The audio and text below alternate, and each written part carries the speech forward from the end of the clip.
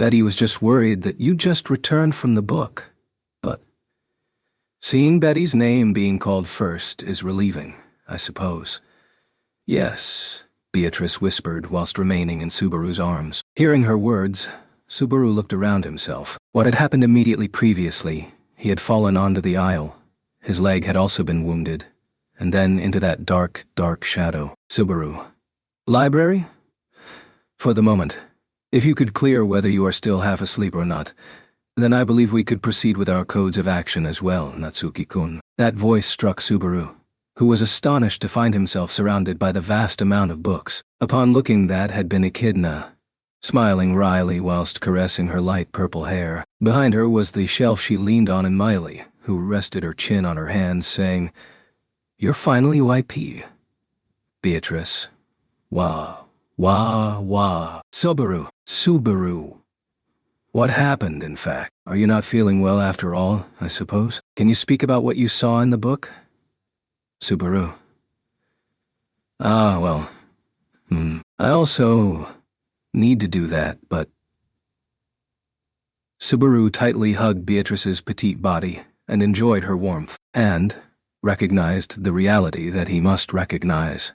He had returned to this moment. Subaru returned to this moment, having failed to overcome the 5 obstacles. Chapter 66. Second chance to the end. The first thing he did was to make his heart accept the truth that he had returned by death. While stroking the concerned Beatrice's head, who was in his arms, Subaru reflected onto the predicament that he had experienced immediately previously, and also were happenings of the future. The fact that he had returned by death meant that he had been unable to evade the circumstance of crises befalling onto his life. Abandoning the disasters he knew would arrive, he had exposed the lives of his comrades to hazard. No, that was naive. That was not what had happened. He had not exposed their lives to hazard. Subaru had let Emilia and the others die. He knew that would be what it would come down to. Yet he missed it. The existence of the 5 obstacles assailing the tower, difficult to be neglected. Despite knowing of them, Subaru had failed to evade the problems due to his indiscretion and naivete. At the very last moment, what had perhaps decisively taken his life away had been the colossal black shadow, which relentlessly destroyed this humongous and gigantic tower itself. That was the greatest and the final obstacle. Including that, he arranged the 5 obstacles in his mind again. The first was the large horde of witch beasts, pushing into the tower all at once. The second one was the Sin Archbishop of Gluttony, coming with the aim of Subaru's memories and name. The third was the Titanic Scorpion, which invaded into the tower in some time unknown and lurked in a blind spot, subsequently attacking. Fourth was the rampaging Redistria, swaggering about freely in the tower, ignoring all enemies and allies. The fifth one and the last one was the Black Shadow, which swallowed and ruined everything. Their circumstances evolved at the same time, and overlooking even a single one of them would easily cause the entire plan to collapse. Could it be said that the jet black shadow, which should rightfully be feared, was a gesture of kindness by this unfair and absurd world, by notifying Subaru of a time limit? He was in a dilemma whether it was an issue he should feel grateful for. Subaru, leaving the first one, the large horde of witch beasts, to Miley and Shala. This choice could be affirmed to not have been wrong. Last time. No, it would be last to last time now.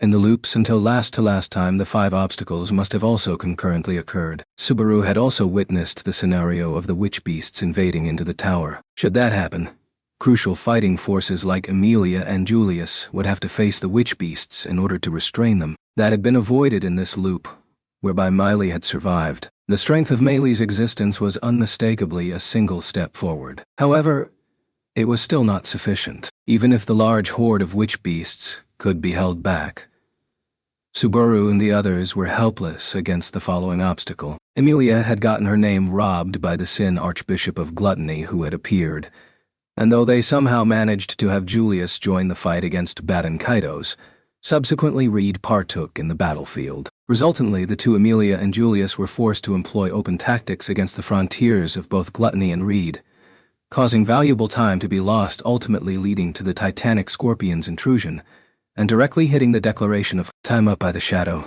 In other words, that balance mustn't happen. Their number of moves were lacking. On top of that, what Subaru feared was if the words of the Sin Archbishop of Gluttony, Louis Arneb, were correct. 2 of Gluttony were supposed to have arrived. He had encountered Libat and Kaidos. However, the other one's form was nowhere to be seen. This was bad. This was bad. This was bad. This was bad. At any rate, this was bad. Even though the situation was progressing with every second. Even though Subaru alone had got a grasp on all the problems, despite piling up so many deaths, he did not have the full picture in clarity. It had taken far too long for him to take a step. Why did his self spend so much time in inactivity? Beatrice, calm down, I suppose. Subaru.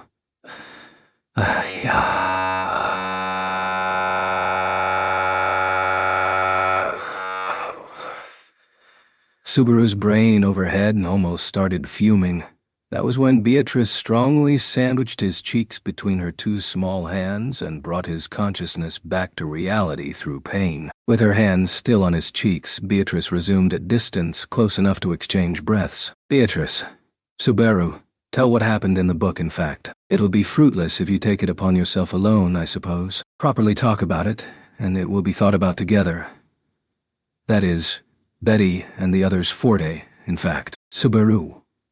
What happened in the book, huh?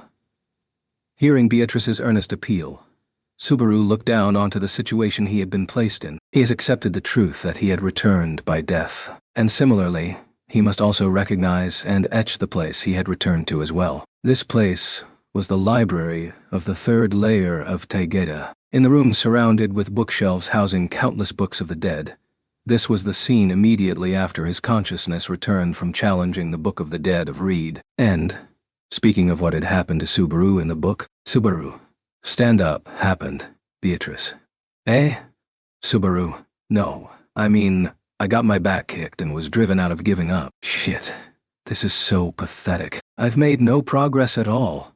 Subaru scratched his head in front of Beatrice, who rounded her eyes. Subsequently, he stood up whilst keeping Beatrice in his grasp, and slowly looked towards the environs, towards the 2 of Echidna and Miley, the members who had been waiting for Subaru to wake up. He was already aware of what the missing Amelia and Ram, Shala and Julius were doing. The circumstances were already breaking forth. There was no time to halt. That is why, Subaru, I'll cut it short. I failed to see Reed's memories in the Book of the Dead. Something got in the way. Books of the Dead are connected to the souls of the existence called Odi Lagna. That is where I encountered a problematic one. Hearing Subaru's short and quick explanation, the 3 widened their eyes in surprise. Subaru gestured an apology for not giving them the time to halt and give thought to it, and continued his words, them being, Subaru. The Sin Archbishop of Gluttony, Louis Arneb, has declared war on us. Echidna. Though I must say we come so far to the boundary in the east and Sin Archbishops again, It seems that there is a profound and immeasurable connection between them and Natsuki-kun. After listening to his explanation, Echidna ridiculed Subaru's circumstances with that comment. Whilst hearing that comment, Subaru and the others jumped and descended the staircase of the library, moving in order to reunite with their comrades who had distanced themselves from Taygeta. Subaru. Unfortunately, I happen to have amnesia. I have no idea about having a relationship with these Sin Archbishop folks, if it was worth calling profound. Am I really that connected to them? Beatrice. At the very least, they are the ones responsible for making Betty and the others come to this tower, I suppose. Made a long journey through the desert, seeking a solution to what all they had done. Subaru. I thought I had heard just the surface of the aim behind coming to this tower. So they were the true origin. They really can't do anything better. Frowning in tediousness, Subaru was stumped by happening to have a destined relationship with unpleasant parties. Although he did not press them much about it, both Beatrice and Echidna did not limit the people he was connected to as only gluttony. If Subaru's ideas were correct, then there were perhaps 7 people who were all Sin Archbishops. Thus he conjectured that the ones he had gotten involved with had not been solely gluttony. Subaru. That depresses me. So I don't want to talk about it right now. Oh, Echidna, Subaru, you're also there.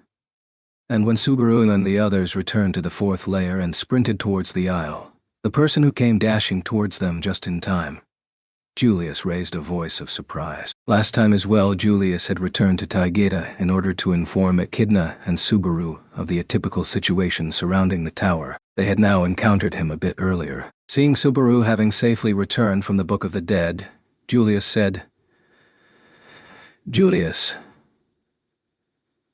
so you are safe, Subaru. Did you secure the vital information from the Book of the Dead, Subaru?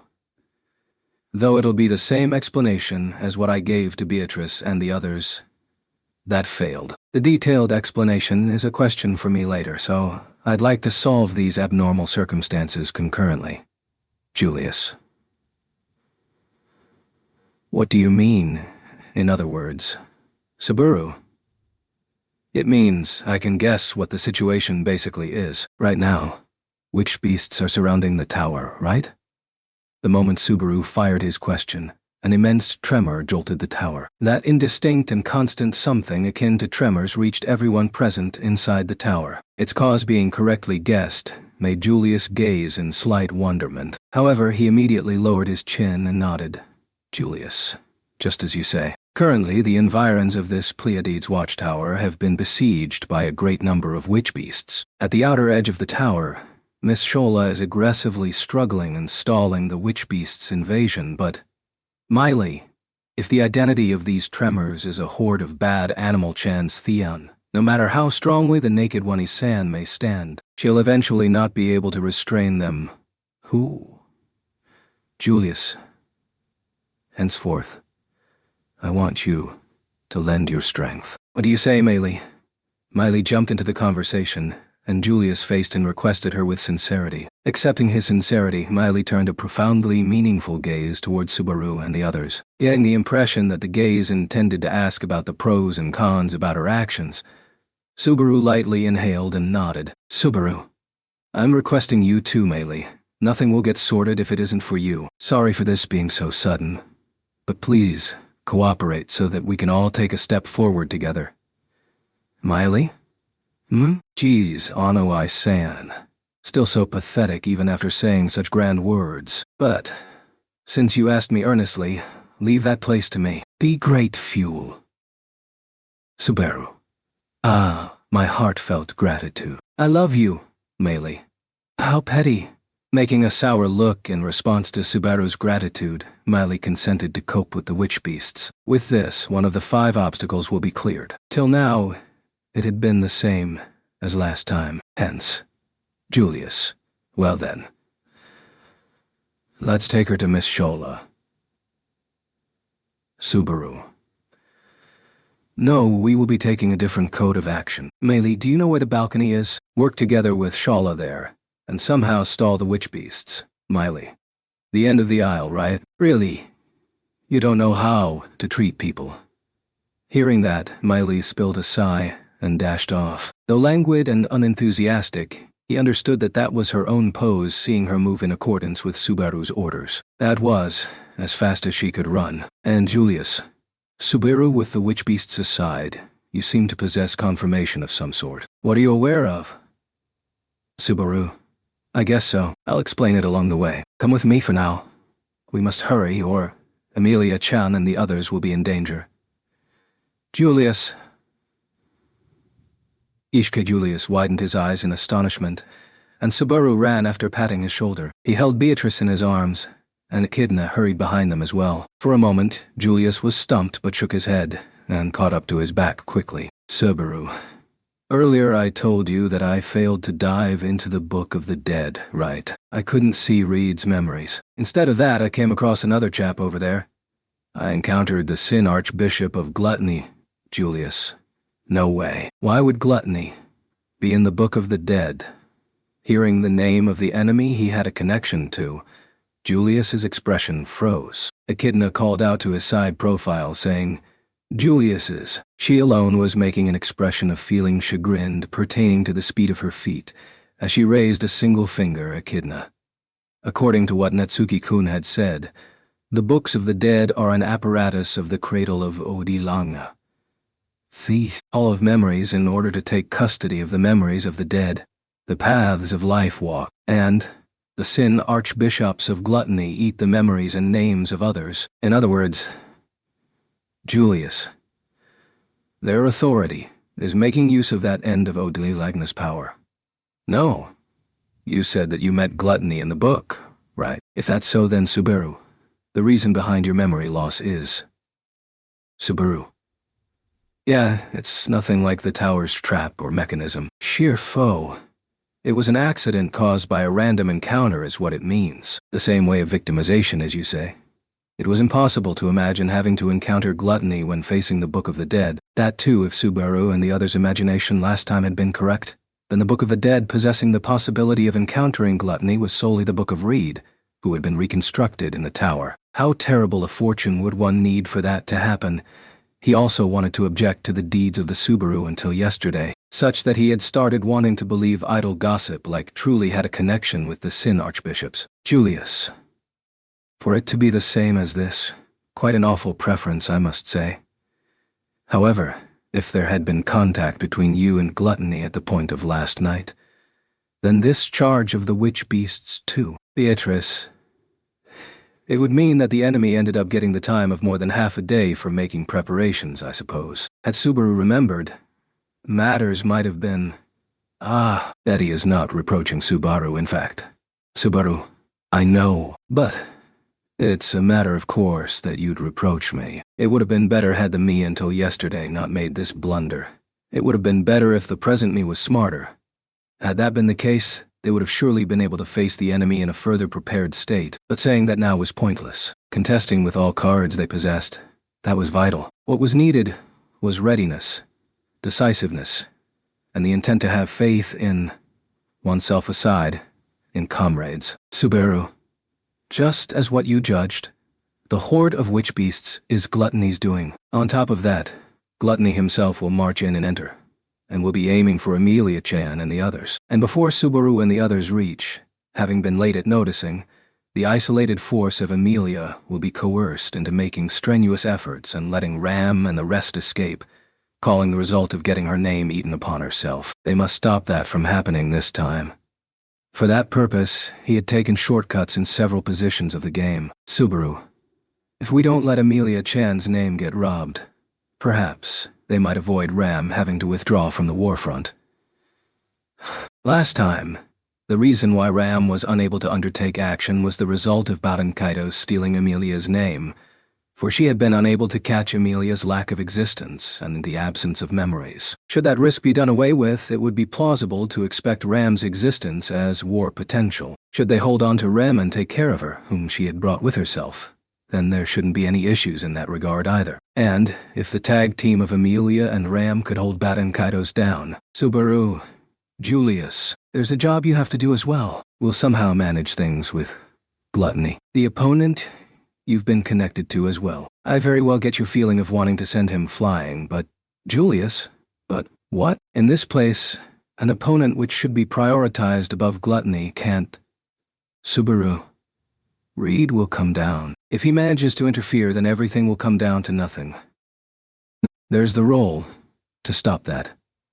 Receiving that elucidation, the repeated surprise yielded wrinkles on Julius's middle forehead yet again. However, rather than meager astonishment this time, it was composed more of perplexity and doubt. It was a matter of course, the attack and raid by the large horde of witch beasts and the Sin Archbishop of Gluttony. Both of those could be disposed of as things he heard directly by Gluttony in the Book of the Dead. However, matters shall differ should Reed's existence get tangled with that. There was no point of contact between the existence of Reed and Gluttony, because at the very least, the facility of the tower and the Sin Archbishops were unrelated. Henceforth, seeking a logical basis for that explanation was not possible. Julius, if that is true, then let's assume Raid Astria shall arrive downstairs. In this state of affairs, the possibility of him acting whilst ignoring them. Subaru, can't imagine that happening, right? Really? Does he seem to be the type of guy who would be influenced by the surrounding situation? Beatrice, Sorry, but Betty can't imagine that happening, in fact. That thing has the nature to prioritize what he wants to do, I suppose. No matter what the situation, Beatrice assented on the basis of an unpleasant confirmation whilst being carried in Subaru's arms. Julius reached the conclusion hearing her, and then looked at Echidna, as if asking for final thoughts. Echidna shrugged her petite shoulders in response to his gaze. Echidna, I agree as well. Regardless, it is difficult to believe he would start walking around freely in the tower, though it would be more accurate to say that I don't want to believe that. Natsuki-kun? That information too? Subaru. One. That's right. I heard from Gluttony. After hesitating for a moment, Subaru nodded and boldly lied, responding to Echidna's question. As a matter of fact, the possibility of Gluttony playing a role in the sequence of events of Reed walking freely was slim. At the very least, Bat and Kaidos had been surprised by Reed's presence, and looking at how they dealt with each other, he must not have summoned Reed as an ally either. That's why this had been entirely unable to convey the authenticity of the information Subaru had and was more like a safeguard. Listening to Subaru's answer, who was at a somewhat rough spot, Julius dove into his thoughts, making a strained face. However, even when they were troubled with thoughts, time continued to flow moment by moment. Especially presently, the situation of the tower was worsening, with a horde of witch beasts and sin archbishops. Recognizing that fact, Echidna called out, saying, Julius is Echidna. In the present situation, I am also hesitant about keeping distance from visible threats and turning towards potential hazards. But Natsuki-kun's words, Julius, should be trusted. Yes, I know, Echidna. To be honest, I find it regrettable to turn away from the Sin Archbishop of Gluttony, a bitter enemy of mine as well. However, Subaru, Reed Estrella can only be left to you. Just as I told you earlier, Julius. If I don't win, our calculations will fail, was it? Geez, such incorrigible killing words. Should their calculations fail, should the gears come disjointed, perhaps what would be yielded forth would be a tragedy lacking reason. As if having caught a glimpse of that in Subaru's earnest, black eyes, Julius let out a deep sigh. Julius, I promise you, I shall take the responsibility for Reed. However, if things turn out that he cannot move from the second layer, then I shall join you. Any objections, Subaru? None. There can't be anything better than you being free and Reed being immobile. I leave the timely judgment up to you. But it's your duty to win against Reed as well, you know, Julius. Very well, I understand. Echidna, Beatrice-sama, I shall leave the rest to you. Subaru, leave it to me. Subaru distorted his cheeks at the remark of the other two, aside from himself, being entrusted with it, whereas Julius smoothly caressed his bangs and gallantly turned their back towards them, the cuffs of his white clothes getting disordered. Julius kicked the floor with his lengthy legs and headed for the staircase to the second layer. Echidna, I will not press you much regarding how you got that affirmation. Echidna, what is important is that we trust you. I will appreciate it if you don't betray mine or his feelings. Subaru, I don't know what you're talking about, but you have my gratitude. Having seen off Julius's back, Echidna addressed in a low tone. The true intent of those words identified the lack of connection between Reed and Gluttony. Gulping down that unease, Echidna and Julius made the gesture of trusting Subaru's discourse. He must respond to their trust, their expectations. Subaru. Abruptly, just when his mind came upon such thoughts, a chilling sensation rose in the interior of Subaru's chest. Beatrice furrowed her eyebrows upon Subaru's response, but Subaru narrowed his eyes and turned away from her reaction. He had memories of this warmth. It was the queer warmth he had tasted immediately prior to being swallowed by the shadow in the previous loop. His heart rate increasing, Subaru suffered the chilling warmth and closed his eyes. What levitated at the back of his eyelids were balls of light shivering with fleetingness and transience, one within his arms, and one right next to him, and one in the direction Subaru was facing. Subaru, let's hurry. We all have to go by ourselves and join Emilia-chan and the others. Echidna, that is all well and good, but will we be of any help? To say it clearly, The present you and Beatrice, and me on top of that, we are all non-combatants. Beatrice. Betty can act as a bit of fighting force upon wanting to fight, in fact. Besides, Subaru must not be aiming to be a reinforcement either, I suppose. With Subaru having sprinted ahead, Beatrice and Echidna exchanged their views. Echidna's anxiety was undisputable, and Beatrice's idea was correct. Sadly enough, Subaru and the others could not act as reinforcement for Amelia in terms of war potential. Instead of them, Ram, Marusu, so you have woken up, Subaru. Ram! By the edge of the aisle, the same spectacle as before, appeared the figure of Ram on Patrasha's back, with Rem in her arms. She jauntily jumped off Patrasha's back and handed over the reins to Subaru. Ram, you took too long to wake up. Look after Rem. Protect her with a will to die. You won't be excused if you hurt her, or touch her in a weird manner. Ram will... Subaru. Wait. In a lot of ways you're too fast. I get what you're talking about, but calm down. You are... Ram. The Sin Archbishop of Gluttony is here. Emilia-sama is fighting back, but she won't fare well. Ram must return immediately, or it will be too late. That instant the emotions recurring within Subaru's chest twisted. He was relieved pertaining to Ram, who hurriedly wanted to return to the battlefield, and hearing Amelia's name from her mouth, and rage sprouted for the abominable Baten Kaido's existence being confirmed. His bitter enemy. Keeping those aside, Subaru handed over the reins he had been given to Echidna. Subaru, Echidna, I'm counting on you to take Rem and Patrash to a safe zone. The balcony or the second layer won't do. You can't get close to the green room right now either. Probably Taigeta should be the safest. Echidna. Natsuki-kun, what about you? Subaru.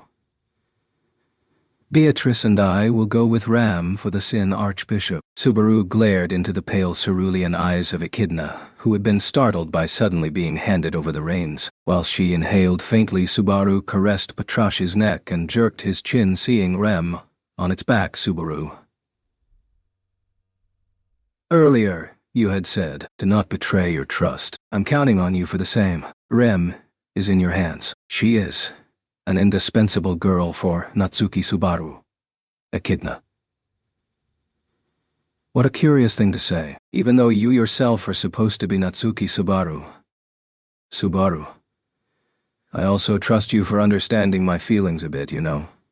He had heard that the existence of Echidna consisted of having borrowed the body of the young girl named Anastasia. That could also be said to be a position similar to the present Natsuki Subaru, who is overriding the existence Natsuki Subaru with himself. Receiving those words from Subaru, Echidna made a staggered expression. Echidna. Natsuki-kun. Could it be that you are... Subaru. I'm counting on you. Not letting Echidna complete her words, Subaru sprinted, leaving her and the rest behind. Ram had already been heading towards the front of the aisle, leaving whilst catching a small glimpse of Rem's sleeping face atop Patrashi's back and stimulating her own courage. Ram, why did you come, Barusu? Rem is... Subaru. Rem said to do what needs to be done instead of looking after her. That was preached to me in the book. Ram. HK. By Rem? What does that mean? Ram's light crimson eyes gave way to unrest upon Subaru's words, who was right next to her. It was just that they simply did not have enough time for him to cordially and courteously explain the events of the Hall of Memories. That's why Subaru conveyed only what was utmost important briefly. Subaru. Rem said to fight and regain. That's why I'll go with you too. Beatrice, of course, don't forget that Betty is there too, in fact. Ram. That is fine. For now. You'll be cross-questioned about it 100 times later. Subaru. Isn't 100 a bit too scary?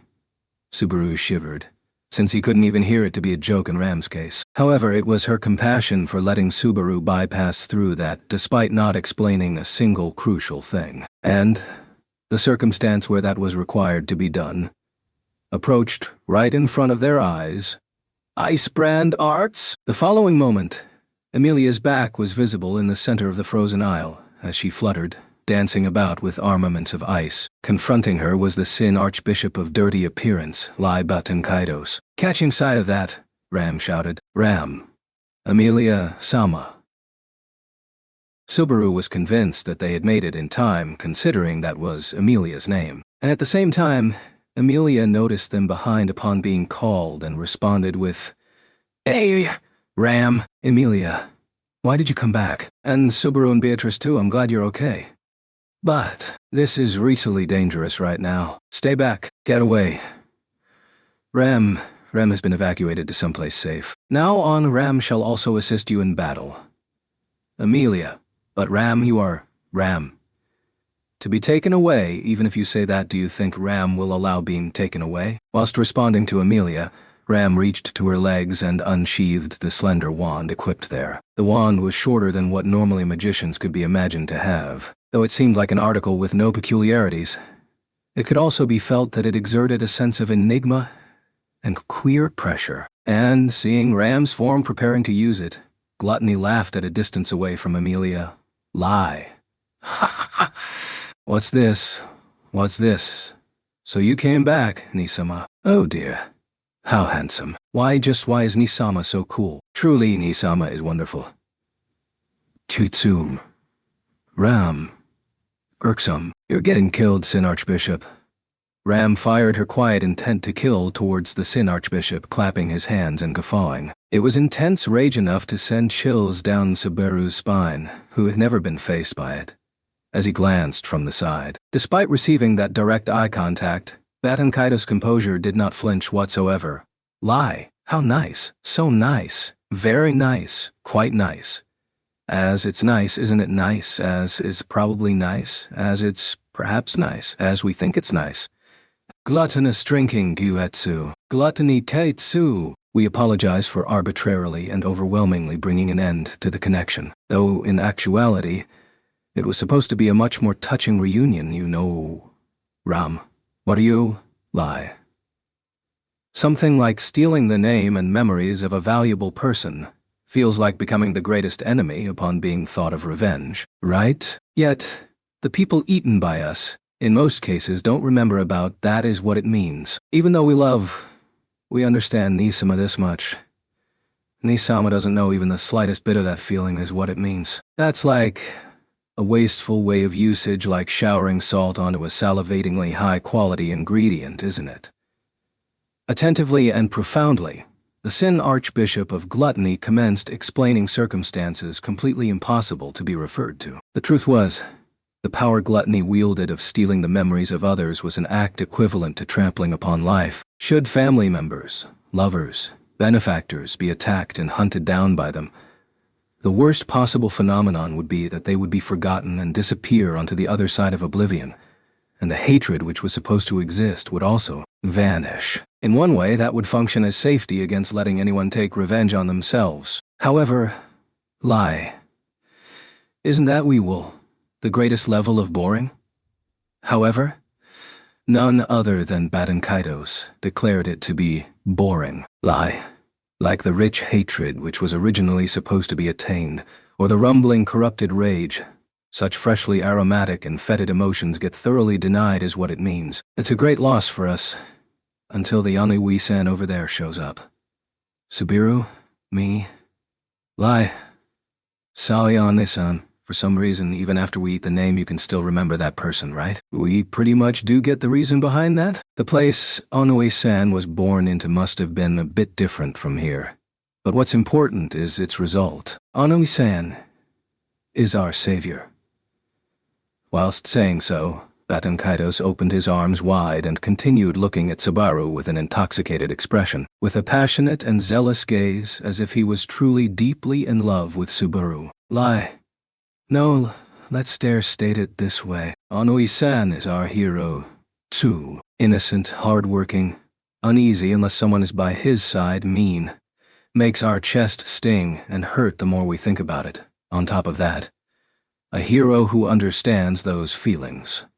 Subaru. Stop with such eerie comments. With what intention are you? Lie. Of course, these are emotions from the bottom of the heart. How harsh. How pathetic. Even though we are so gallantly, we are so wholeheartedly thinking of Anui-san, you know. Subaru could not comprehend how true a remark that was, composed of blended emotions. He couldn't imagine it, neither did he want to. However, taking Baten Kato's comments until now into account, it naturally became clear. The emotions of the existence captured by him, directed toward Subaru, were being... No. Deception was unnecessary. The emotions of Riem, who had been captured by him, were being... lie. How about it, eh? If it suits you, then let's repeat that touching passion once again. Let's start from here. Anui-san Jitsu, from square one? No, from the Amelia. Lie. Whoopsie. At that instant, after having stalked up to Baten Kaido's rear, Amelia slammed a large ice hammer she held in both of her hands into the back of the Sin Archbishop's head mercilessly. Baten Kaido spilled the words in a ridiculing tone as if in a manga or something and fell towards the front. Subaru, we won, Amelia. I did it with Baten Kaido silent and inactive. Amelia made a triumphant pose with her fist clenched. Only after looking at the two did Subaru finally widen his eyes at that dreadfully abrupt, quick conclusion. Beatrice. The curtain fell way too quickly, in fact. Ram, indeed. Where should Ram take these feelings when she was just about to tear that thing to pieces? Emilia-sama. Amelia. What? Was it wrong? Ram? No. It was splendid. Yes. Truly splendid. Beatrice, who's being hugged by Subaru, and Ram expressed their disappointment for the collapsed gluttony. Ram, who had the connection between her and the bitter enemy trampled by in an unexpected manner, seemed to have a complex state of mind pertaining to Amelia's action. However, Subaru, well, there's certainly a mountain of stuff I'd like to say, but the words which come up the first are Emilia-chan. Good job. With this we should tie up gluttony and...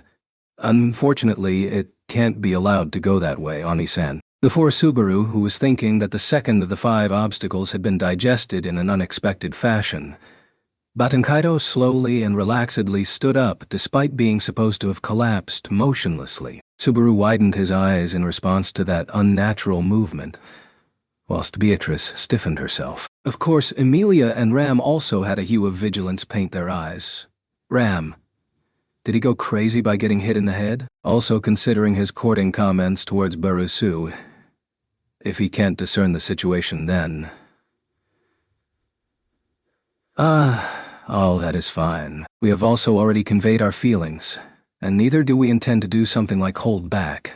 Intercepting Ram's views, Baten Kaido's remained with his eyes cast downwards after standing up, hiding his face behind his long, dark brown hair. He muttered and whispered something. As if overlapping with those whispers, a distorted and repulsive sound echoed through the aisle. Emilia. No way. Emilia blinked her amethyst eyes in response to the bizarre happening accompanying the repulsive echo. What was being reflected in her beautiful eyes was Baten Kaido's body changing from its very skeletal structure, giving rise to a distorted report.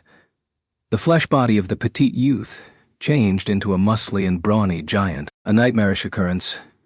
But what was truly nightmarish for Subaru was waiting ahead. Yay, Ani-san, were you surprised? This is solar eclipse. Well, kinda like one of our trump cards. Unlike earlier, this time we'll make you ours through sheer force. Subaru, you sure are saying some pretty eerie stuff, transgender bastard. You are... seized with nightmarish dread, Subaru asked whilst sweating cold. Receiving that, the giant smiled sweetly and without hiding his eccentric ambience, bowed. Louis. Which cult Sin Archbishop representing gluttony, Louis Arneb? Can't stay for much long. By snitching and eating we must clean up everything. Everything while Anuai-chan is asleep, you see. Chapter 67. Little King witnessing the figure of the man before his eyes ridiculously claim himself to be Louis Arneb, Subaru was at a loss for words. The man's way of appearing was unforeseen and unnatural, but what was further unexpected was the name he had given for himself. It was difficult to conceive it as a mere prank, and even when considered as a phenomenon it yet remained grueling to accept. Ram. They did say something about a form-changing Sin Archbishop. It seems that was regarding this. However, The choice of the form taken is rather questionable. Did you think you would receive any mercy if you chose this appearance? Louis, form changing, huh? You mean that prattling, loud-mouthed woman? Grouping us with that thing hurts even us. Besides, the principle of that thing and our solar eclipse is totally different. That's being a copycat, while this is reconstruction. Ram, copycat, reconstruction? Using that interim mighty body, Louis replied. As he frowned at that answer, hearing Ram mention another Sin Archbishop left a bad taste in Subaru's mouth. Though it was only to be expected that there would be Sins and Sin Archbishops other than Gluttony existing, knowing even one of them stemmed into an immediate dislike for all of them. Though they were supposed to be form-changing, it was intriguing why they had not used that ability till now. Louis, that being said, this body, being treated as an unknown person, was actually quite a famous person, you know? Though, sadly, Nisama and the others wouldn't have any memory of the people eaten by us. Ram, famous person. In other words, borrowing the form of an eaten person? Is that so? Truly the worst kind of thing to do. Totally fits you people who have committed themselves to doing evil. No eating. Louise. Wow. Oh, Nisama, geez. Your words are so dirty they hurt, you know. If you say that, then we, who still have the memories as your younger sister, will feel ashamed. And that was as far as the interim Louis conversation went. The interim Louis flexibly leaned forward, and the blow that came from behind. He dodged the strike by the hammer of ice. Of course, the attacker was Amelia. Yeah, Louis. Hoo-hoo, Hootsu. How merciless, Amelia-sama. Onei-chan may have allowed you to let him get a taste of it, but we won't allow such an ambush to hit us, you know? Amelia, if it won't hit, then I will just keep attacking till it hits. I don't even want to ambush you. I just want to strike you down. Proclaiming so, Amelia changed the hammer of ice she held in her hands into twin swords of ice and attacked the interim Louis. However, the interim Louis dodged her attack with an extraordinary jump above, and aimed for Amelia's slender hands from a higher angle. Louis. Hirtsu. Amelia. Kaya. Her body sharply rotated. Amelia's frame was thrown off balance. Amelia twisted her body and used her arms in order to prevent herself from falling on her back. However, the interim Louis aimed straight for her face with his toe. Should it be too late, then Amelia's face, which was the cutest in the world, would get squashed. At that point, Ram, stop ignoring Ram and fighting all by yourself already. Amelia, Ram, confirming the movement of the opponent who was aiming for Amelia's face, pointed the wand that she held in her hands towards the face of the interim Leah. At that moment, an extremely small wind was born, and transforming into a blade was launched to slice up the opponent's face. Louis. Palm of the Fist King. Nullifying Ram's powerful attack with minimal strength using his palm, the interim Louis avoided the damage and then pounced downwards. His perforating palm received the blade of wind from below, swallowing the wind in its shockwaves and scattering it away subsequently. Crushing the wind from his right hand, the interim Louis then tried to grip onto Ram with his free left hand. However, by the time his hand reached Ram had already taken Amelia away with herself out of the opponent's reach, diving into a downward position outside the battle. Louis, you're doing it, Ram. Huck. Clenching her swinging free left hand, the interim Louis applauded Ram's judgment and strength of action. Shaking his praise away with a ridiculing exhale, Ram then pulled Amelia's hand towards herself. Ram. Amelia-sama, are you unhurt? Amelia. Ah, yes, thank you. It would have been riously painful for me if it wasn't for Ram saving me. Even so, did you see that just now? Ram. It seems he has clearly gotten stronger. Ram nodded, gesturing her knowledge upon Amelia's response. And, witnessing the short dialogue between the two, Subaru also held the same opinion as them. Although it was only a short exchange of moves, the interim Louis' maneuvers were swift and accurate. Though it was the opinion of someone inexperienced, these abilities probably exceeded those of Batankaidos. At the end of that exchange, Ram's attack had been completely crushed, as if reality was messing around with them. Louis, The one right now was Palm of the Fist King, named by the one who possessed this body and memory. Fist King Niji Rockhart, possessing the strongest palm, capable of blasting away anything. A powerful person with no enemies on the Gladiator Island. Ram. It seems that you are not familiar with revealing your strengths. In the end, you are just trying to show that you are at the disadvantage. Ram will not be fooled and hesitate because of this. Lewis, we would not mind that at all, Nisama. To the point that if you can corner us, then we want you to corner us. See?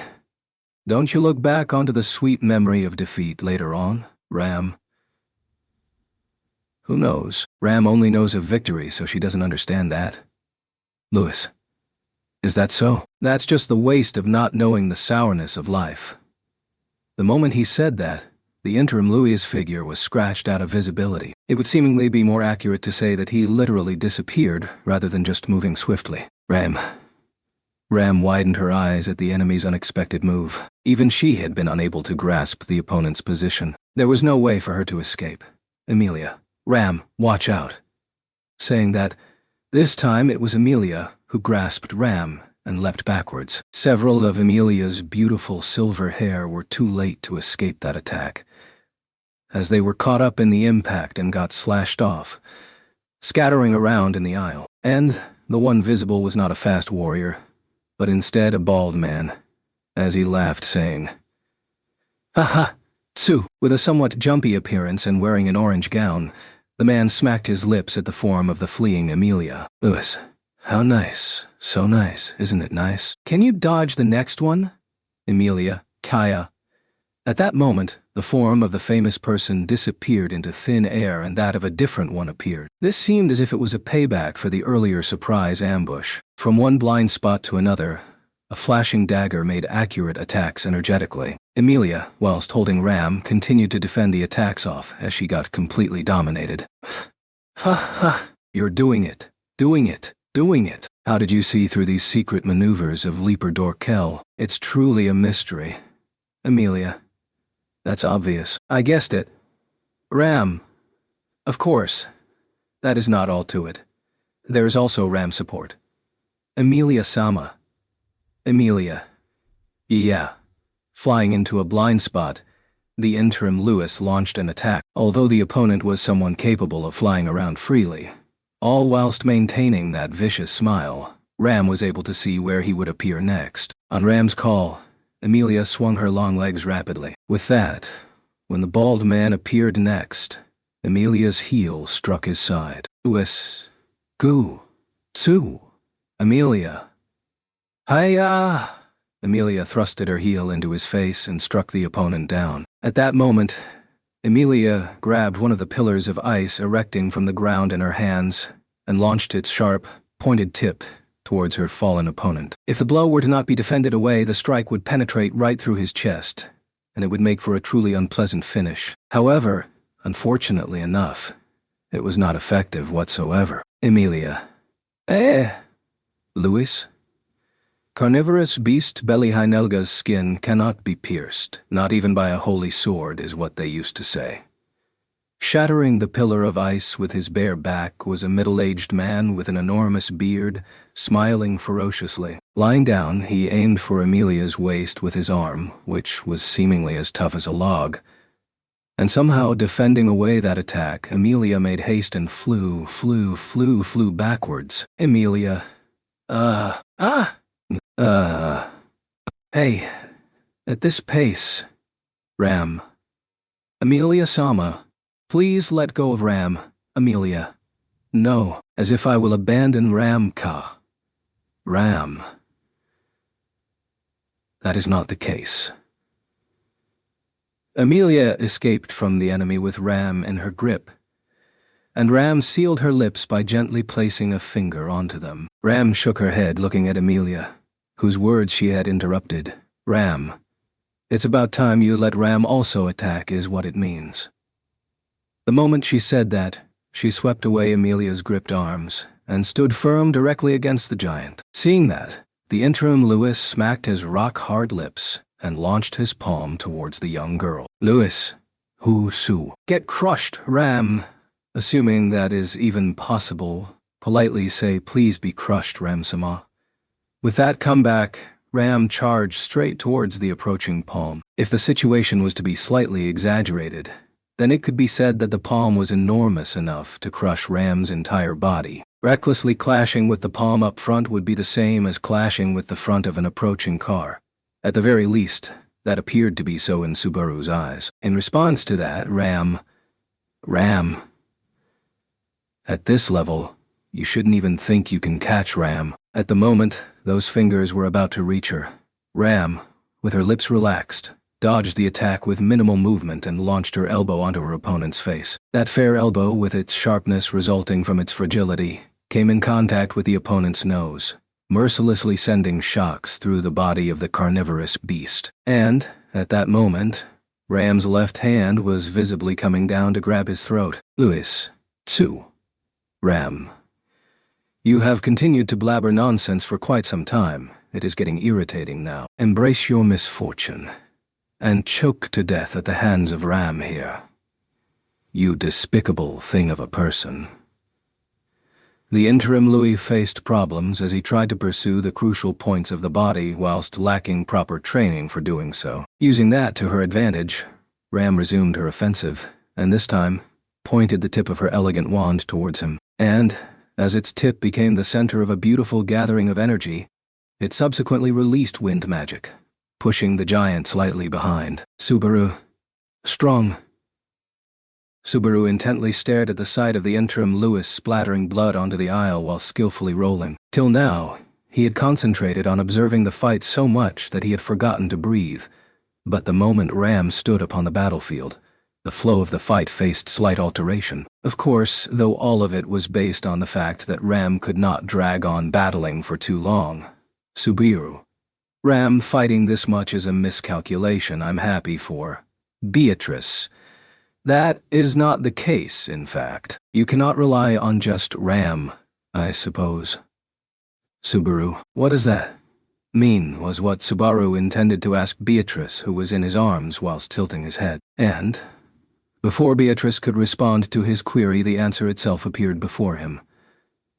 Ram's posture, as she tried to step ahead, broke down. Subaru observed whether she had accidentally slipped, but that was not the case. Ram's forehead and neck were flooded with sweat, and it was visible that every continuing breath was hurting her. At that moment, he wondered how much of defense and prolongation of the battle he could actually speak of, taking the unforeseen spectacle before him into account. Beatrice. If it is for a short period of time, then Ram's fighting sense can follow, I suppose. However, Subaru. She has a time limit like that. Oh no, Ram. Unaware of such a weakness of hers, he had sent Ram into that dangerous situation. Along with Subaru's panicking voice, the interim Louis changed into the form of the muscle-rich huge man once again at the same time. Aiming for the stationary Ram, the enemy moved forward briskly with his palm pointed outwards, seeking to make a successful onslaught. If she were to receive a direct hit, it was unknown how much of it Ram would actually be able to take. Subaru. Ram, Louis. Shut your mumbling, you are so damn loud for a man, Subaru called out desperately.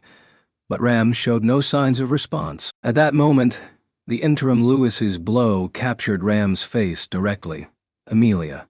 I know Ram the most, almost as much as I know my own weaknesses. That's why, Amelia, I am fighting alongside Ram, Louis.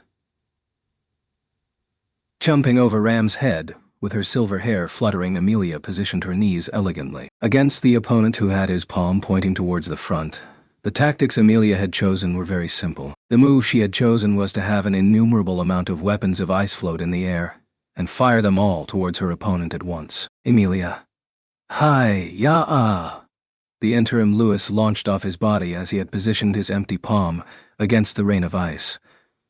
The interim Louis avoided, dodged, defended away, destroyed, and crossed through the range of the overwhelming storm of ice flawlessly, with nothing managing to even scratch him. That ability was again that of an expert who had achieved heights in proficiency. The truth was, the Fist King who had been victimized by gluttony was perhaps a true warrior, who had trained with extreme perseverance to gain such prowess.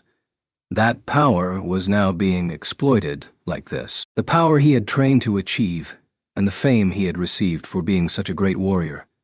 Gluttony had stolen everything away from him, and continued to mock and ridicule his journey of life. In fact, it was possible that they had achieved new heights in skill, heights which had not been achieved by this memory originally. Louis. He could not help but despair seeing the form of Gluttony, who had defended away all of Amelia's attacks and blows with ease, and was now sighing an exhale of achievement. Louis, how nice. This is the best. How do we put it? Sort of like we had completely reconstructed the catalog specs of this memory, but only after we exceeded even that. We felt as if living in this body would be worth it. Atsu, sort of feels like we made better use of the borrowed soul than its original owner. We're glad we were able to live at Atsu, Ram. For someone who is into such evil deeds, you are quite thoughtful of such things, aren't you? Louis, perhaps so. But you see, for us who are different from normal people, don't you think it is only natural that what we find happiness in would be different too? Don't you think so? Perhaps you think so. Possibly you think so, Jitsu Ram. Who knows? Isn't that so, Emilia-sama? Amelia? No, you're wrong. In response to the words of Ram, who shrugged her shoulders, Amelia responded to the interim, vicious-looking man.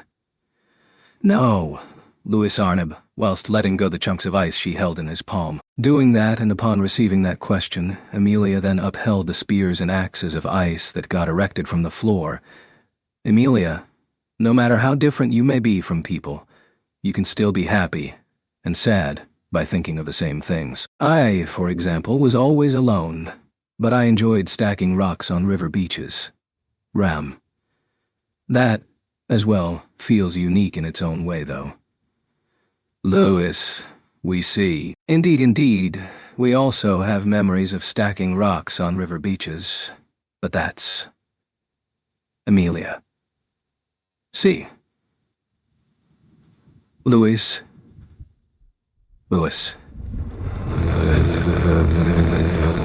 It's just that there was nothing else to do. There was just no other thing to kill our time with. Amelia, eh?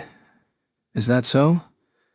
Surprised, Amelia made a confused expression, seeing the happiness of her memories get rejected down. And, behind Amelia, who had that reaction, Ram called out, Amelia-sama, with more strength than normal. Ram, please do not get swayed by the enemy. The opponent is a Sin Archbishop. If they want to demolish our plans, they will use whatever words necessary. Don't get deceived. Amelia, is that so? That is so. Yes, I know. I won't be deceived anymore.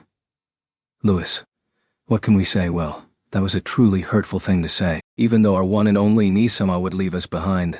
So we had no choice but to be doing that. Ram!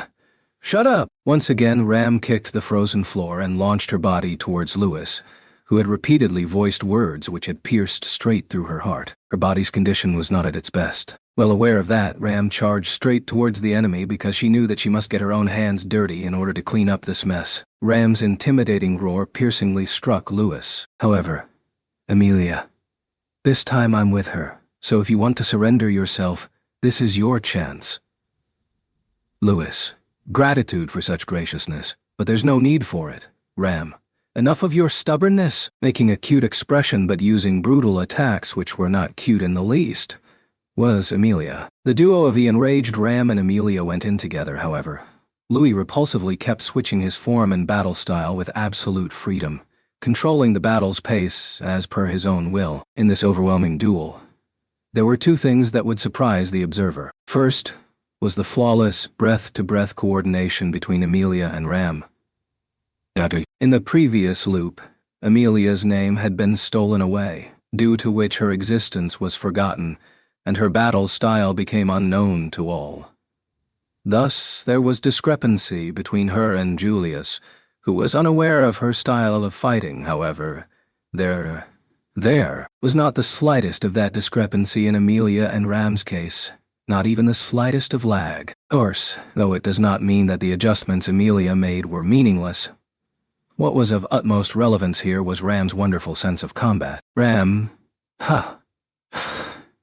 Louis, truly, what a nuisance you are, Nisama. Just when he was about to counterattack, her wand was pointed towards his nose, and, narrowly dodging the subsequent piercing blades of wind, Louis pulled out his tongue. Although what Ram did was not something too substantial, Amelia used such gaps to their advantage by further putting pressure on Louis and halting him from counterattacking. Although her moves weren't too showy, it granted her a convenient position to launch attacks without holding back. The breathtaking cooperation between the duo of Amelia and Ram was all thanks to Ram's judgment. That was one of the things which surprised Subaru the most. And there was something else which was equally surprising. That was Louis. Ha ha! How nice. So nice. Very nice. Perhaps it is nice. Surely it is nice. Isn't it nice? Maybe it is nice. As it is probably nice. Gluttonous drinking ditsu. Gluttony teitsu. Our mood and feelings are also perhaps gradually pumping up it2. Amelia. K-H-Ka. He's right. His strength is gradually increasing. Ram. Irritating. Chewing on her own teeth, Amelia launched the twin sword she held in her fist whilst Ram darted a blade of wind aiming for the opponent's feet. However, Louis, becoming the Fist King, crushed Amelia's twin sword with his palm, becoming the leaper, dodged Ram's attack, and becoming the carnivorous beast, rolled his body through the passage of ice. The shockwave he released impacted Amelia and Ram, pushing them backwards as they let out a screech. The coordination between Amelia and Ram was undoubtedly highly refined. However, as surprising as it seemed, Louis's prowess in using and switching memories was even faster. Possibly, by changing forms, Louis was able to perfectly reconstruct those memories, with no limitation whatsoever. Solar eclipse, that is indeed what Louis had said, Tenkaitos, before he had lost his body. Louis's elder brother, too, in the previous loop had copied Amelia's awesome technique called Icebrand Arts, but its reconstruction was limited to him maintaining his own form. Louis had exceeded that. Solar eclipse was a phenomenon in which the sun got hidden behind the moon's shadow, consequently becoming invisible.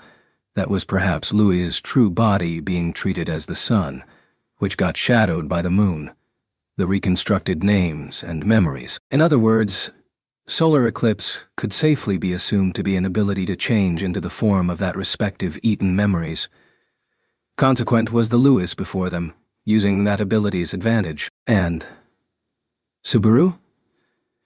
If there's solar eclipse, then it's natural to think that there would be lunar eclipse existing too. But what kind of power would come by the hiding of the moon? No.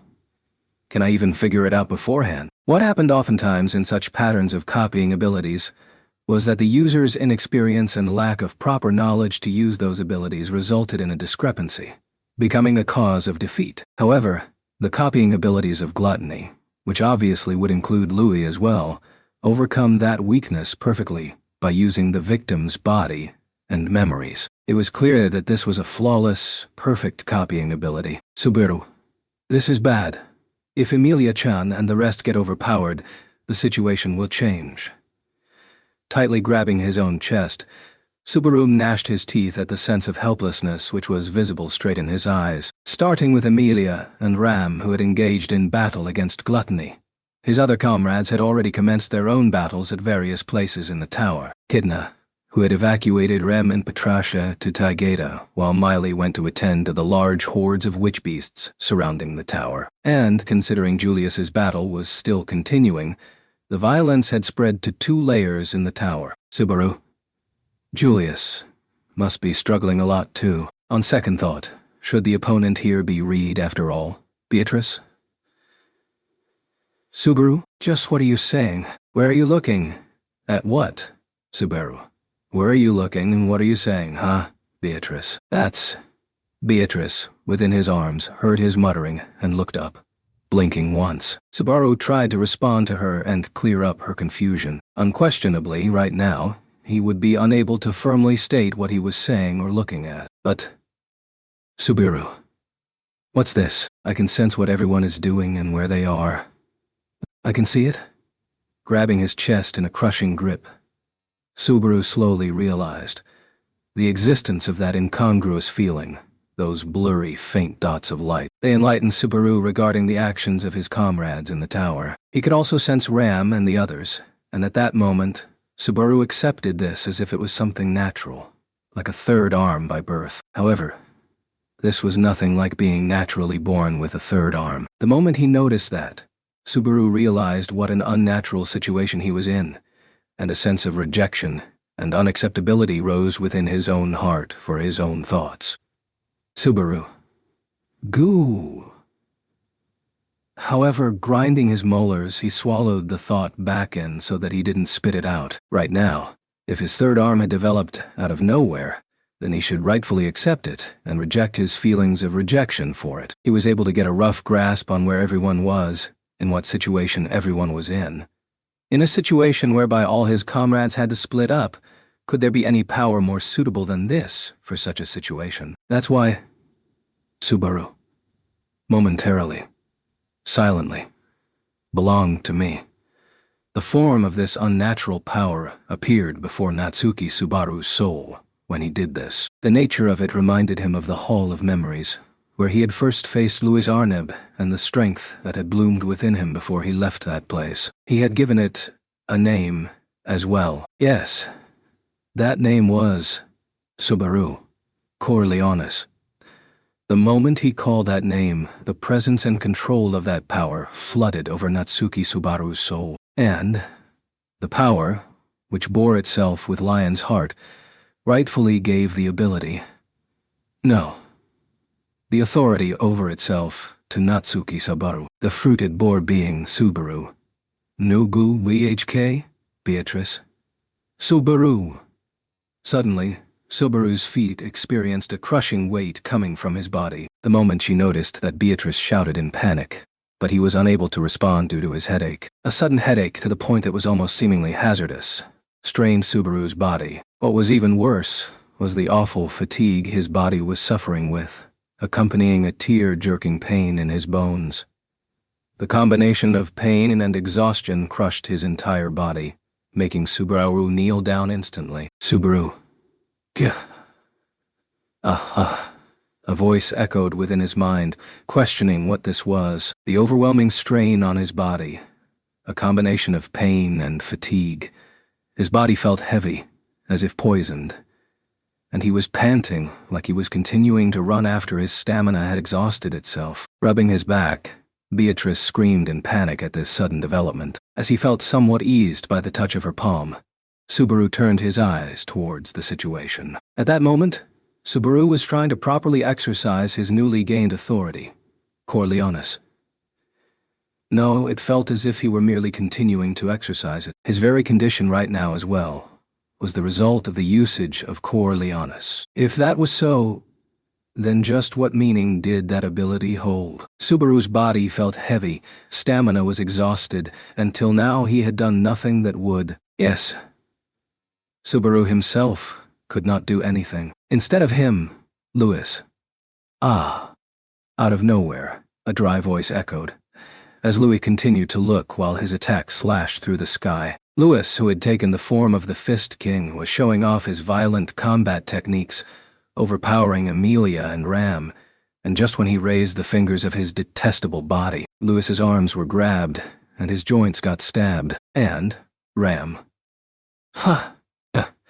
Without any hesitation or mercy, Ram kneed his joints, breaking Louis' right arm. A repulsive sound echoed, and the white bones within got broken and became visible, as the fibers of his light pink muscles hung down, and the color of blood spread through the frozen white passage, a sight painful to even look at. Louis, Jikshaya. Ram too slow. Ram's iron-hard elbow rotated, smashing right into the opponent's face. With the same pace, Ram clutched the enemy's hair at the back of his head and smashed him into the wall, which Louis somehow stopped, whilst Ram continuing to stab his torso with her right fist. When Louis' body, just after the sounds of his ribs cracking echoed, tried to get back onto her, Ram delivered her own kick with an unaccepting expression, as the giant's body rolled at the floor at a fast pace, splattering blood around. Ram's body feels lighter. Clenching her fists, Ram widened her eyes at the unexpected surprise of her body. Amelia, who had witnessed the sight of her strength, also commented, "Amazing," at the power she got newly acquainted with. Beatrice had been concerned about Ram's fatigue, so her actions right now were completely expected. And that was as far as Subaru's thinking went before he realized. Subaru, this can't be. Could it be that I took Ram's fatigue? Comparing the improvement in Ram's physical condition and the worsening of Subaru's, that indeed seemed to be the case. The truth is, the light Subaru was able to sense. There were two in front of him which seemed to stand for Amelia and Ram, and he could sense something flow into himself from there. If his assumption was right, and it indeed projected his comrades, who were all facing challenges, then that was Subaru. Corleones means lion's heart.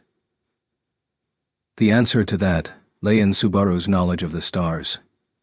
The authority of greed, which Subaru had unintentionally named Corleones. That is in fact a Latin word which meant lion's heart, referring to the star named Regulus, the brightest of the Leo constellation. However, Regulus also meant something else aside from Corleones in Latin, which was Little King, lion's heart, and Little King. As lions themselves were called, the king of all beasts, the alias of king was well-fitting. It was understandable. But what did the little affix to it mean? A little lion king, the king of a pride. What exactly made one deserving the title of king? That was Subaru. One who stands by everyone's wishes. That is who a king is. That's why Natsuki Subaru's ability of Corleones shall lighten the burden on the back of his comrades, so that his comrades can fight without restraints. He shall take all damage for them. If that was the case, then it was decided what Natsuki Subaru was supposed to do. Subaru, if I'm spitting blood, then that means the preparations are all okay. Beatrice, Subaru, my bond, I made you worry. My head just hurts a bit. My legs feel strained. My joints ache like all hell. My hands and feet feel like they've been victim to some ambush attack, but I'm all right. Beatrice, ambush attacked. When? Where? I suppose. Subaru. Probably, when I wasn't looking at the fight. He was unable to clearly explain to Beatrice, whose eyes were filled with concern. However, the source for the pain in his hands and legs was him hiding the wounds taken by Amelia or Ram, and just like what the worst-case scenario would be, both of them had suffered this at the hands of Lewis and Batankaitos. And Subaru didn't mutter a single word about the weight of injuries on his back. For some reason, a person like that seemed cool. That's why. Subaru. Just like this. If Ram was able to keep these abilities up and keep up with Louis, they might manage to actually overcome gluttony, unlike how they had failed last time. Win against Lewis, and hurry to catch up to Julius, who was fighting Reed, or in worst-case scenario, face the Titanic Scorpion and the Shadow. Subaru. Thinking that far, Subaru looked at the existence of the lights within his chest yet again. One was Julius, who was battling above the layer Subaru and the others were on, and Meili, who was confronting the hordes of witch beasts from the balcony. Echidna and the others seemed to have safely evacuated to Taigita. These were the ones whose positions could very well be felt by Subaru. However, Subaru. Who's that? At a point distanced away from them all, Subaru could feel the existence of the light coming from the same layer as he was in the direction opposite to him. That was the direction the dignified Reed had first appeared from in the previous loop. Wishing for it to not be Reed, Subaru confirmed the presence of certain confidence within him as he looked on with somewhat of hesitation. And? Subaru. Beatrice. Oh. Minya! As he shouted from the back of the aisle, Beatrice instantly came to notice the mishap and widened her palm. At that very moment, shining purple crystals were born as the consequence of her chant. Floating in the air with terrifyingly sharp tips, they were fired like bullets from a gun the subsequent instant. They flew overhead Amelia, Ram and Lewis, who were fighting in the aisle, towards further beyond. And from there, it collided with an attack which was aiming right for Amelia's back. As an excruciating sound of shattering glass echoed, a blinding light broke through and exposed the white corridor to itself. Amidst the sparkles of the shattered ice and crystals, A blinking red light was visible in between darkness. As soon as he laid his eyes on it, the pain in Subaru's heart multiplied several times. Once again, the threat repeated itself, further worsening the situation. However, at this point, the pain in his heart was not because of seeing that dot of red light. The red dot of light and the faint light Subaru could sense within his chest, which showed him the position of his comrades. They overlapped. That could mean only one thing. Subaru, what does this mean? You... Swinging its tail, which wielded a long and sharp needle, the black shadow, clad in armor-like black shell over its body, was the form of the titanic scorpion. However, at this moment, the scorpion's appearance held a totally different meaning for Subaru. For the existence which had revealed itself, there was... Subaru. Is it you, Shola? Facing a reality he did not want to face, accepting a truth he did not want to accept, Subaru called out in a voice mixed with rage and despair. Hearing that voice, the scorpion, lacking a mouth to respond with words, lifted up its enormous pincers and clanked them, as if affirming his words. A clank echoed. Chapter 68. The woman of Scorpius, when he had first heard of Shola's name, it's not as if he had thought nothing of it. It was not because he possessed some emotional attachment to the name Shola. It was because Subaru had memories of that word. Shola was the name of a star which glowed in the sky. Subaru was acquainted with the single term which bestowed meaning to the Scorpius. To think the true identity of the one who took upon the name of the Scorpius was the scorpion clad in a jet black shell.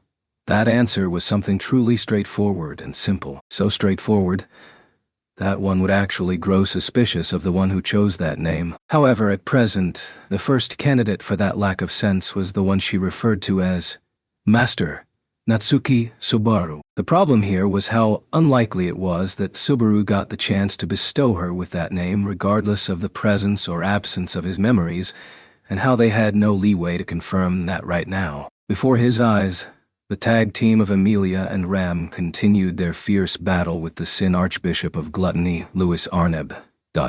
Interposing in the space of that battlefield, in the interior of the aisle, the jet-black titanic scorpion let out a fiendish sound by clanking its huge pincers and stared towards them with deep red compound eyes. The ominous huge pincers had evolved for the purpose of slaughter, wielding such sharpness that gave rise to the conjecture that they possessed enough strength to easily cut apart bones or internal organs of the human body with a single clank of its edges. Red compound eyes, two ominous huge pincers, multiple legs supporting its large frame, a shell boasting the strength as that of an iron armor. All of them were symbols of refinement for the purpose of destruction and violence. The truth was, its fighting strength did not contradict the sense of ferocity its outer appearance gave. Time and time again, Subaru had confirmed that with his very eyes through the conflict till now. Through the world he had seen till now, rather, he had experienced its true feeling with his own body. Subaru. Lee. The moment that realization spouted within him, certain happenings of a previous loop appeared before Subaru, driving away the brutal attack of the titanic scorpion.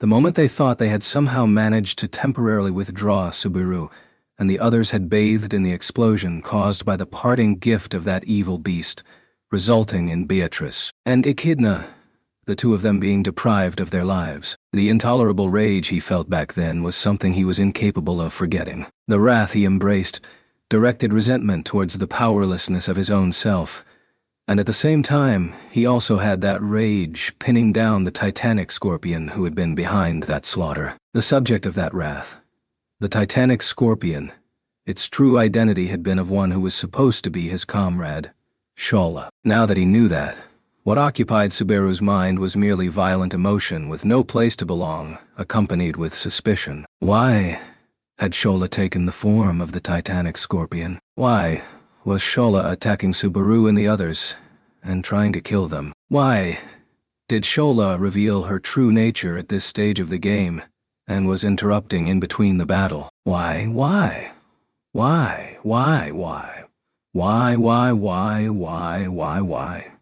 Beatrice. Subaru, calm down in fact. First, take deep breaths, I suppose. Subaru was tormented by such thoughts after greeting such shocking truths. Softly calling Subaru's name, who was in that state, and restoring him back to sanity, was Beatrice, standing next to him, with his hand grasped by her tiny palm. Subaru noticed for the first time that he had forgotten to even breathe. Abiding by the command, Subaru slowly inhaled deeply, then exhaled. And, Beatrice, keep it up, in fact. Is it true that that thing is Shola? At Beatrice's question, once again, Subaru affirmed to himself. Corleones, though the authority, a characteristic unique to him, had just blossomed within him, and he had only recently managed to get a grasp on it. It conveyed the whereabouts of his comrades to Subaru and took over the inferiorities in the inferiorities. Physical form of allies. That alone was unquestionable. Henceforth, Subaru could vaguely catch on to the locations of all his comrades within the tower. Emilia, Ram, Beatrice, Julius, Miley, and Echidna. And that faint warm sensation he could feel from those comrades of his, he could feel the same from the Titanic Scorpion. If the relative positions of all his comrades within the towers were to be considered, no other candidate came to mind. Henceforth, that Titanic Scorpion was unmistakably Subaru. It's Shola, for sure. I don't know why, but she's turned into a huge scorpion. Beatrice. It is true that she was a girl with an uncertain true identity in the first place, in fact. That true identity, being that of a slightly big bug, isn't even worthy of astonishment, I suppose. Subaru. Amazing courage you have. Asserting the scorpion to be a mere bug, Beatrice warded it off with not the ability to comprehend, but the ability to respond to the call, coiling his tongue at that approach of coping with the situation. Subaru at that moment glared at the Titanic Scorpion for once. Red compound eyes with the aim of their gaze unknown, stabbed by the scowl coming from the opposite direction. Subaru. How about you give some answers? Your true identity has been uncovered already, you bastard. Subaru. Making excuses or flicking your tongue before the prey. There must be something you have to do. HK. When he raised his harsh voice, he felt his head ache with the weight of the atmosphere and inferior physical form. However, Subaru ignored that pain and sought a response from the Titanic Scorpion. However, the Titanic Scorpion, maintaining its outward appearance which suggested its inability of will and communication, never even once tried to respond. Subaru. Are you not going to make a single excuse? Murmuring powerlessly, Subaru thought while fighting his urge to vomit. Just like the memories he had recalled earlier, Subaru had been made to taste hardships time and time again by this Titanic Scorpion. With unruly naivete, the one who had continued to show her courtesy and affection to Subaru without ever attempting to conceal it. Shola, having gotten cheated by her, deceived by her, that truth piercingly stabbed through his chest. How her smile, her words, her attitude, anything and everything had been made-up fakes. How she had deceived Subaru and others and had been a traitor. Subaru. No. Traitor. Sadly expressing that notation, Subaru stiffened his cheeks with a dicey sense of unease. Shola betrayed them.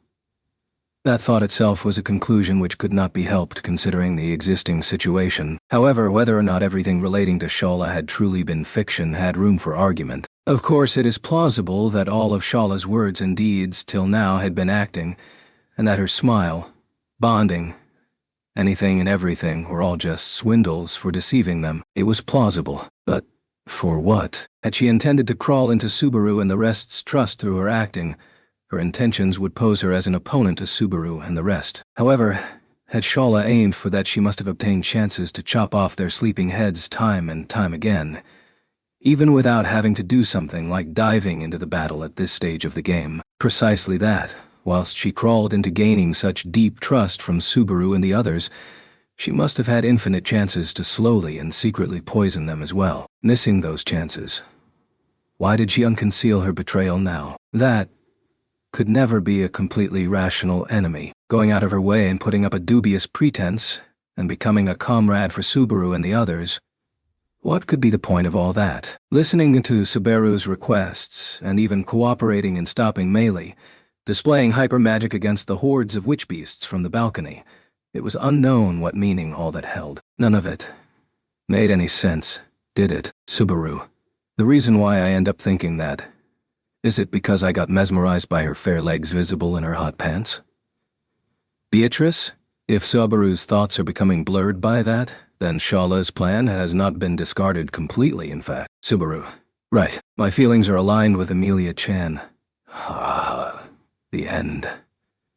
Just when they jointly felt discomfort towards Shala's conduct, he suddenly had his arm pulled by Beatrice. It was not objection, but an action of overbearing extrication. Overhead, Subaru, who had unintentionally stepped upon that foot bellow, a white corona struck through, and he picked up his life from within the breadth of his hair. Beatrice, it seems there's no time to sit and chatter. I suppose. While saying that, raising Subaru's hand other than the one which she had grasped, Beatrice's environs gleamed faintly, clad in the violet light which evolved along with sharpened pointed tips in large numbers. As if enclosing Subaru and Beatrice, the violet arrows unfolded, facing the titanic scorpion directly, and were shot. At that moment, the white corona from the same frontward came flying and clashed with the violet arrows, and the light performed a boisterous dance. Subaru. Oh, Beatrice. Duck down, in fact. It won't be good if you receive a direct hit, in fact.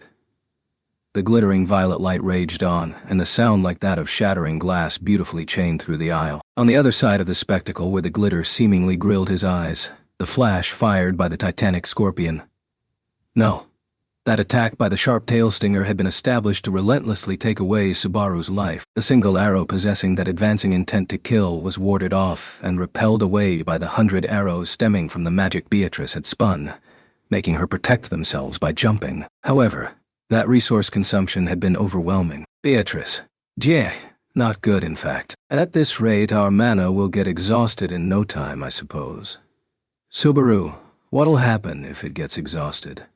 Beatrice, Betty and Subaru will get pierced through by that single arrow together, in fact. Being together aside, he could not come to accept that circumstance. Against the assailing attack, Beatrice's remaining strength could not last for long. That was what she had reported herself. With their circumstances continuing to deteriorate, there was a need to somehow defeat the situation before they were crushed by the pressure. And at the moment immediately after, Subaru gritted his teeth due to the impending sense of crisis. Amelia. Swishing that right above someone's head. It's dangerous, you know. The sound of silver bells chimed potently, and a large rock of ice energetically struck the shell of the titanic scorpion. A hammering sound echoed, and surprise was reflected in the emotionless compound eyes of the scorpion. The one who managed to draw out that reaction was the one who created a wall of ice in the aisle and subsequently kicked it, decisively plunging into the bosom of the scorpion.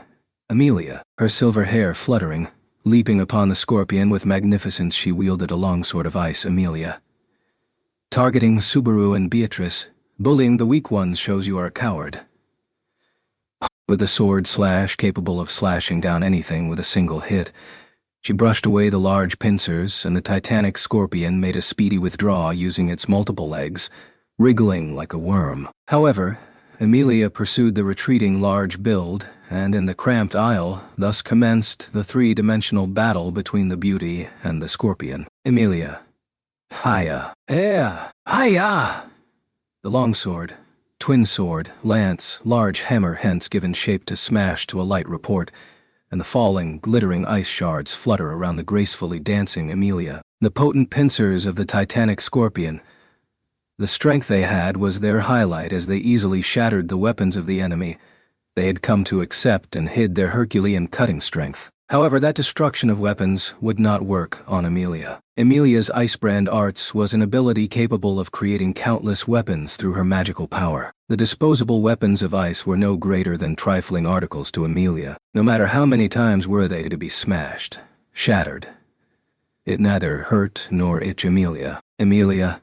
Hiya! The pincers and tail stinger waving about, and Amelia, who had dodged them, launched the picket of ice floating mid-air. It collided head-on with the corona shot by the scorpion, resulting in light scattering across. It was the overwhelming offense and defense of the two, one human and one inhuman. What was worth admiring was Amelia's sense against an enemy for whom a coping method different from those used against people was required.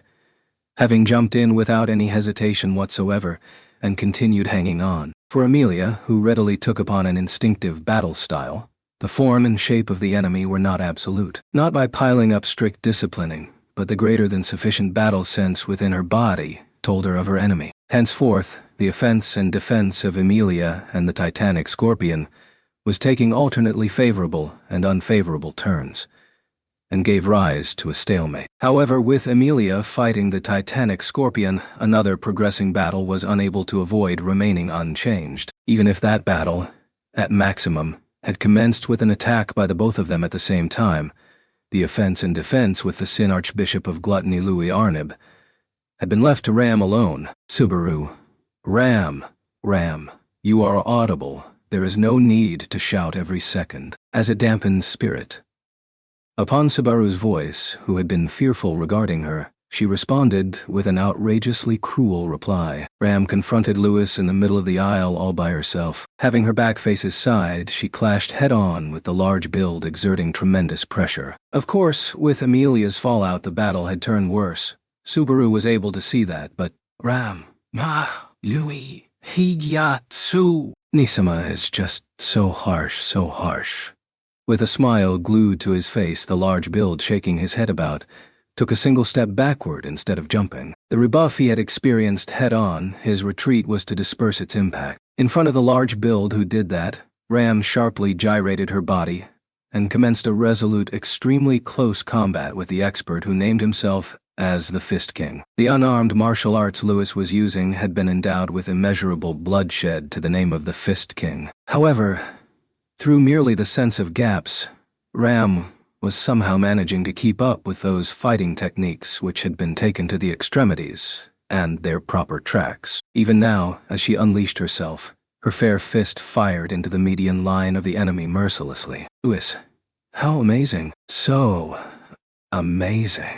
Isn't it amazing? Isn't it too amazing? Nisama is just too strong, much more than what we knew, Sue.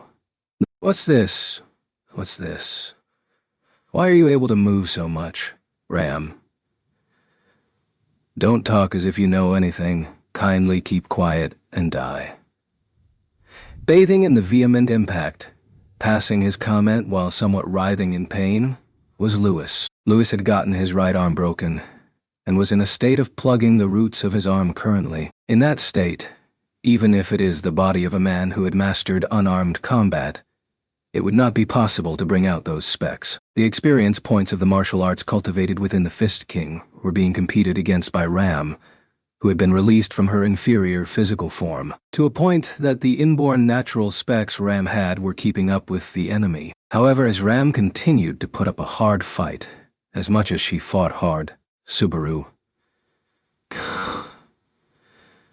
welling up of nausea, limitless rise in temperature. Within his head, the seemingly cursing noise of gongs being struck buzzing in his ears, accompanied with a headache. Whilst experiencing these, Subaru fought against getting distracted and letting his guard down. This was what Ram felt and tasted normally. It was now, mercilessly scraping off Subaru's mind and body with a rasp. Whether it was possible to get used to it or not, the chills continued becoming heavier with each passing second, and as Ram's voltage rose, its weight rose accordingly as well. However, that nausea, that headache, that sense of fatigue, Subaru kept them at the back of his molars and patiently endured them. Thanks to this authority, he could take on Ram's suffering and grant her the strength to fight. At this point, the recoil of Subaru having to suffer was a compensation they must accept and pay. His entire body felt heavy, limbs creaking, ears hurting of noise, the torn thighs aching, the struck and damaged abdomen screaming in agony, the rate of breathing rising due to the usage of all strength, and vision flickering in red and white. This much, you should simply bluff and show that it is of no concern. Ram, foolish, truly. And, glancing towards Subaru, who had bent down behind Beatrice, Ram's lips faintly murmured something, is what it seemed like. However, the authority was only capable of taking on the burden. It could not convey everything regarding the partner. The lightly whispered words went unheard, and the only result they bore was Subaru furrowing his eyebrows. However, Ram, kindly collapse already. If you drag this on for too long, The ones charged with our household chores will all faint. Louis. How cold. So cold, isn't it cold? Because it is so cold. Nisama. Nisama. Let's play more. Let's have fun. Even though we are sisters, we've never even once engaged in a bout like this, you know. Isn't it, Otsu? Ram. Then, your wish shall be granted. Narrowing her cold eyes, Ram struck the side of the frolicking Louis's face with her palm. At the same pace, as if in flow, she struck countless blows on the entirety of Louis's body, delivering rebuff to the receptacle in the same direction. Louis turned completely defensive and folding up that jaw with her palm directly underneath it. Ram grabbed her opponent's collar and forcefully bashed his face into the wall on the side, and thereafter drove her lovely knees into his head. Louis. PGHQ. With his face caught between the bare wall and the knee, Louis had his nose crushed as he collapsed, bleeding. Towards that Louis' naked nape, Ram turned her palm relentlessly. Within that palm was whirling an extremely small blade of wind. However, its potency was nothing to be made light of. The swirl of the wind blade thus formed in her palm had enough strength to gouge out any vitals of the body. Grand destruction unneeded. A minimalistic attack to merely gouge out the vitals of the body and bring down the enemy. If the neck was to receive it, regardless of how thick the neck of even the Fist King may be, he would still be equally helpless. And Ram's attack settled the battle. Geez, always doing things as you please when someone's sleeping. This is why youngest little sisters can't be selfish. As an elder herself, Nisama must also agree, right, Ram? EHK.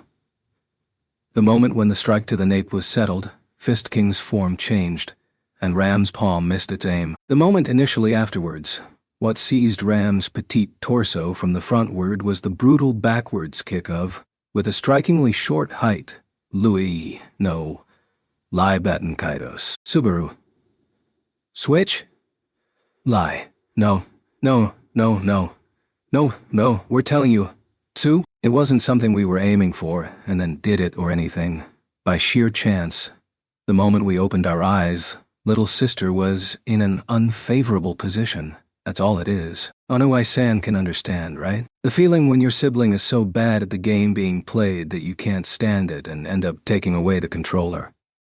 Languidly stretching out his tongue with his dubiously long dark brown hair, Lai smiled at Subaru. With that evil smile of Lai's, Ram, who had received the fierce kick directly in her guts, had been pushed backwards to an immense distance, and she distorted her cheeks and expression at that singular counterattack and inhaled a rough and large breath. At the same time, Subaru took over the origin of what had stopped her in her tracks through the authority. And Subaru.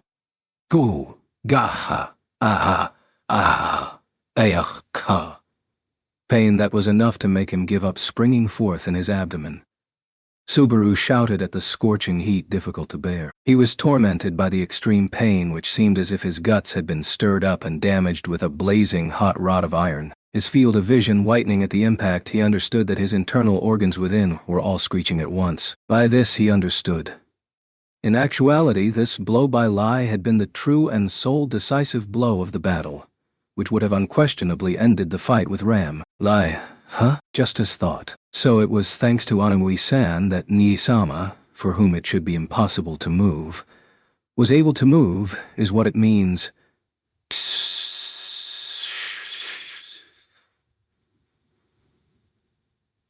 Geez, Nisama, the time your little sister wasn't there you deepened your relationship with the one your little sister had feelings for.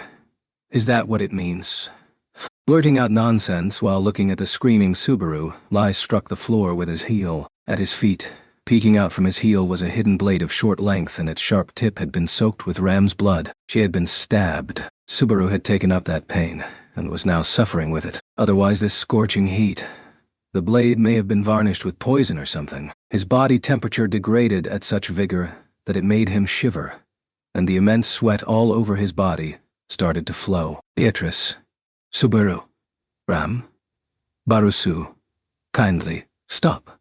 Beatrice was astonished upon Subaru's screech, and Ram shouted, seemingly having guessed the situation. Stabbed, the wound in the abdomen letting out massive amounts of blood from the guts. It was natural to feel malaise if, by the loss of blood, it still had no effect on movement. However, Subaru desperately shook his head. He could not return this agony to Ram. The moment he would return it, Ram would be rendered immobile. It was an obvious flow. It is best if their pain settles upon Subaru. If that were to be done, everyone would still be able to continue without losing. He must assist those who were fighting. Subaru. Not yet. Ram, Beatrice-sama, kindly take Barusu and stand back. He is only an obstruction. At Subaru's condition, who had his voice seem like incoherent murmuring, Ram prompted her quick judgment. She rolled the tunic she had taken off around her wound in the guts, thus trying to stop the bleeding, and on top of that decided to continue the battle. In exchange for that, she urged Beatrice to have Subaru withdraw from this place. Beatrice abided by Ram's judgment and pulled Subaru's sleeve. Beatrice. Subaru. It's just as how Ram says, I suppose. For now, get away from this place and... Subaru. That won't do. If I... get away from here. Shaking his head towards Beatrice, who was pulling his sleeve. Subaru attempted remaining in this place. Right now, if he were to get away from this theater, the effect of Corleones may get cut off, and the battle Ram was managing may collapse at once. If that happened, then what would be the point of having Subaru withdraw from here? Ram. Emilia-sama. For once, come over here. Emilia. Eh? I get it. Looking at Subaru, who was attempting to remain here, Ram called upon Emilia. At that call, Emilia, who had been concentrating on her battle with the Titanic Scorpion, flew backwards greatly. The Titanic Scorpion tried to go after her, but that pursuit was hindered by a humongous ice wall, which seemingly covered the aisle. Of course, in front of the Titanic Scorpion's pincers, the ice wall could stand for not more than a single second, but that single second was sufficient for Emilia's retreat. At that point, lie, whoa. Justasicant. Even if you come back with such energy, did you think we'll just say, "Ah, is that so?" and overlook you? Ram, keep quiet. Lie, whoops.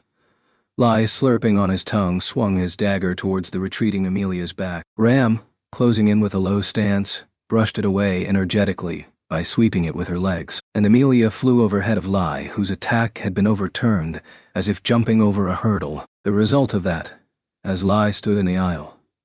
Shala. Bishan. Lai. Chow. Ha. Tsu. Well, aren't you doing it, Atsu? The Titanic Scorpion, trying to pursue Emilia, viciously clashed with Lai, who had been left alone in the theater. Though the compound eyes of the Titanic Scorpion were originally turned towards Subaru, even still, there was no way it could simply ignore the one standing in between as an obstruction and be able to pass freely. The pincers of the Titanic Scorpion swung, and Lai warded them off with a miraculous technique of the blade with his daggers. Though the brittle blades seemed that they would get shattered easily by a single strike, Lai's ability was able to do that extremely easily. At the same pace, glancing backwards, seeing as how the enemy collided with the enemy. Ram. Emilia-sama, take Barusu. Emilia, leave it to me.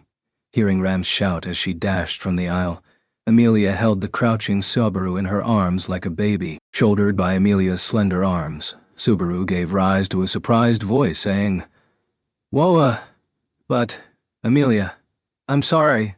Stay put for a second. Okay. Subaru. To be carried by a girl, my pride got hurt. Ram. There's no way there's any pride even left to be hurt at this point. Kindly stay put and get treated like luggage.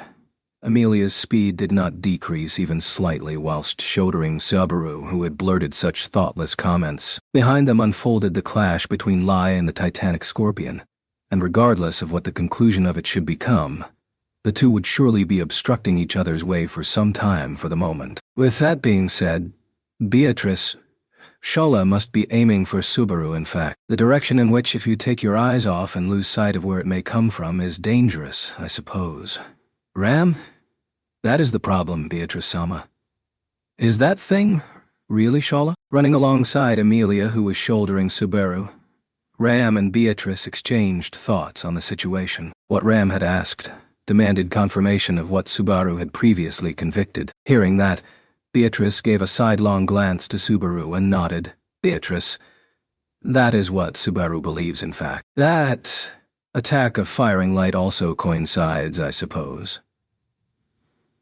Ram, the attack seen from the balcony, or during the time of exiting the sand, is it? Hearing Beatrice's analysis, Ram furrowed her eyebrows. She then glanced towards Subaru, speaking to Subaru, who was being carried Amelia's arms. Ram. Barusu, whatever you are doing, disconnected. At that pace, Subaru. I'll have to endure it? I'll say this. I'm a man, you know. Enduring and being patient is the special right of us men. Ram. Quite a thing to say after being in such a tattered state and being carried by Amelia-sama. Subaru. At Ram's words, he was unable to voice even Uff properly. The truth is, due to the effect of taking over Ram's inferior physical form, ignoring his spirit, even breathing was painful for him. The burden increased each passing second, and the exhaustion felt as if it were some curse that would eat away his life. At the strong act being put up by that Subaru, Amelia whispered, as I thought. Amelia. Subaru, you're doing something, right? Midway through, my body also became renally light, and the parts where I was damaged and wounded, I didn't hurt either. Beatrice, in case you are having Subaru push himself. Beatrice. It's not Betty, in fact. This is what Subaru is doing by himself. Through an authority, I suppose. Even Betty wants to stop him if he can be stopped, in fact. Amelia? Authority. Against Amelia, who had offered her frank advice, Beatrice denied her involvement and made an astringent face. Amelia and Ram furrowed their eyebrows together in response to what she had pronounced. Calling it an authority, Beatrice gave the impression that she had an idea about the power Subaru was using. Ram. Beatrice-sama. What would be an authority? Beatrice. Something like the backwards compatibility of a divine protection, I suppose. Subaru is pushing himself quite a bit and using it. In fact, that is the cause behind Amelia and Ram's states as well, I suppose. Hearing that, Amelia inhaled while Ram sharpened her gaze. Though she was physically supposed to be fine, what dwelled in Ram's light crimson eyes was powerful rage. With such eyes, she glared at Subaru. Ram. Taking up Ram's burden as how you please. When did you become so admirable? Subaru. My bad. I'm a gentleman. That's why I end up smartly taking the girl's luggage. Ram. And as a result of that, become a girl's luggage instead. It can be said countless times, you've got it backwards. Ram's continued sighs somewhat felt as if she had given up on Subaru's attitude. She must have understood as well that Subaru had no intentions of returning that burden. Honestly speaking, possessing it forever would be tiresome. But even so, at least while they are in the middle of the conflict. Subaru. That's it. Thinking that far, at last, Subaru finally turned his consciousness towards not the internal organs within the depths of his abdomen, but something else. His consciousness passed through the body of what was his self, and largely spread out to the scope perceivable to him, and, grasping onto Corleones, he connected to the conditions and positions of his comrades. Without any change, in Tegeda were Echidna and M, along with Patrash. Slightly away from them was Jan at a lower floor. And then Subaru. I knew it. Amelia, I knew it. What did you know? Subaru. Meili is, even now, obstructing the witch beasts from the balcony. Though faintly distant, the flickering, blurry light on the balcony of the fourth layer was Meili. Though the situation was that Shala had broken away, she was mobilizing her own strength and was dealing with the large hordes of witch beasts. He held the deepest admiration for the strenuous efforts she was making, and he felt grateful as well. Beatrice. That girl was not attacked by Shala is what that would mean, in fact. Subaru. Exactly. Subaru affirmed what Beatrice had stated, while on top of Amelia's shoulders. The moment immediately after the battles had broken out in each of the respective places, Subaru had left dealing with the witch beasts, advancing towards the watchtower to the two of Meili and Shala. Thereafter, with Shala unraveling herself in form of the titanic scorpion to attack Subaru and the rest, of course, The well-being of Meili, who was supposed to be with her, became a matter of concern. But Subaru could feel her safety. In other words, Subaru. Shola turned into that after parting with Meili. At any rate, Shola hasn't laid a finger on Meili. How relevant that was to the present situation. He could not think about that with an exhausted mind. On top of that, even if they continued running at this rate, Amelia, we need to solve the problems rising up. Otherwise, we'll just get cornered no matter how much we run. With a shout similar to a cry, Amelia perfectly expressed the present condition of Subaru and the others. The first of the 5 problems, the hordes of witch beasts, for that was Meili, the titanic scorpion and Gluttony were continuing trying to devour each other, and he felt no signs of the arrival of the jet-black shadow. However, Reed Astrea, equipped with absurd violence like the hammer of God, was Ram. H.K. Kindly stop. Ram, who was running and leading the vanguard, stretched her hand towards the rear and restrained Amelia and the others. In front of the momentarily stopped 3, a shockwave pierced through the following instant. The shockwave diagonally bisected the aisle, seemingly made of stone, creating an entrapment of rubble and smoke. Seeing the destruction of the watchtower, which had professed itself as indestructible, taking into account Subaru's memories, this would be the 3rd time. But if being crushed by the shadow was to be kept out of the picture, this would be the first. No. And the true identity of that destruction was Miss Ram? Along with Amelia Sama and Beatrice Sama, is it? Subaru. Julius, evading the erupted smoke, flying backwards greatly. The figure with a white outfit, contaminated by blood and dust, was the good-looking man, Julius Juculius. Stepping onto that place and the cause of the shockwave, he quickly turned his yellow eyes backwards and glanced into the dark-colored eyes of Subaru, who was sitting atop Amelia's shoulders. Julius. Though I believe it has only been a few minutes. Since we parted ways, it seems you were damaged quite harshly, isn't it? Subaru. Shut. For once. I'm unhurt. Julius. I do not see the cold sweat of an unhurt human, though. Julius closed a single eye at Subaru, who had a pallid face and blurted out rough words with a faint breath. Even he, who possessed good judgment, had not been able to understand the effects of the authority of Corleones, as expected, and unfortunately, no longer remained any time for them to calm down and converse about it. Subaru, I'm begging you, please say you slashed Raid's throat. Julius. Reporting what differs from reality is an extraordinarily difficult choice as a knight. Beatrice. That already makes for the answer, I suppose. Subaru's wish, which seemed more like a prayer, had been implicitly repudiated by the excessively serious response. While feeling his hope turn into despair, Subaru made a bitter expression. He felt his earbuds hurt by a sound as that of crushing of the wall's fragments. Huh. Huh. So, you're greeting all the women you've gathered in here, you. It was just starting to get a bit boring after walking around freely. So are y'all gonna be my opponents, Ram. The worst progression of events, isn't it? Following Julius, the one who showed his form through the smoke, was the great man with long red hair, casually dressed on only a single side, with a tall figure built with muscularity, red violence, Reed Astrea. At the form of Reed, boldly stepping into the aisle of the 4th layer and not the 2nd layer, Ram commented with a low voice. With identical astonishment, Amelia said, with a quivering voice, Amelia, why are you on this floor? Aren't you supposed to be unable to exit from there? Raid. Hey, don't you be making me laugh. Fiercely frizzling. I live where I want to live, slash down those whom I want to slash down, and sleep with women I want to sleep with, as if I'll be abiding by the customs of others. Beatrice. Just how cheap is this guy, in fact?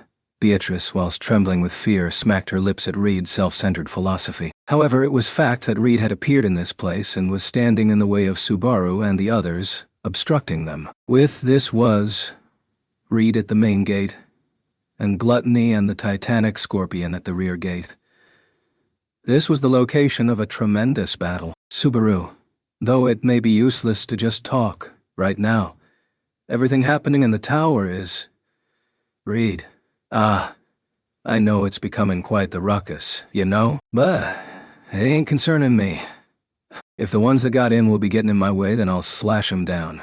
Or if they'll open my way, then I won't kill 'em at least. Whoops. Well, those taking part in the trial gotta be a special case. Though that still ain't different from picking a fight with me. Subaru. Then... Reed. Hey, young fish. Don't you say any boring shit now. Twisting his words, Subaru tried to somehow extract information out of Reed. With his spirit of the sword losing its proper way, he made him shut his mouth.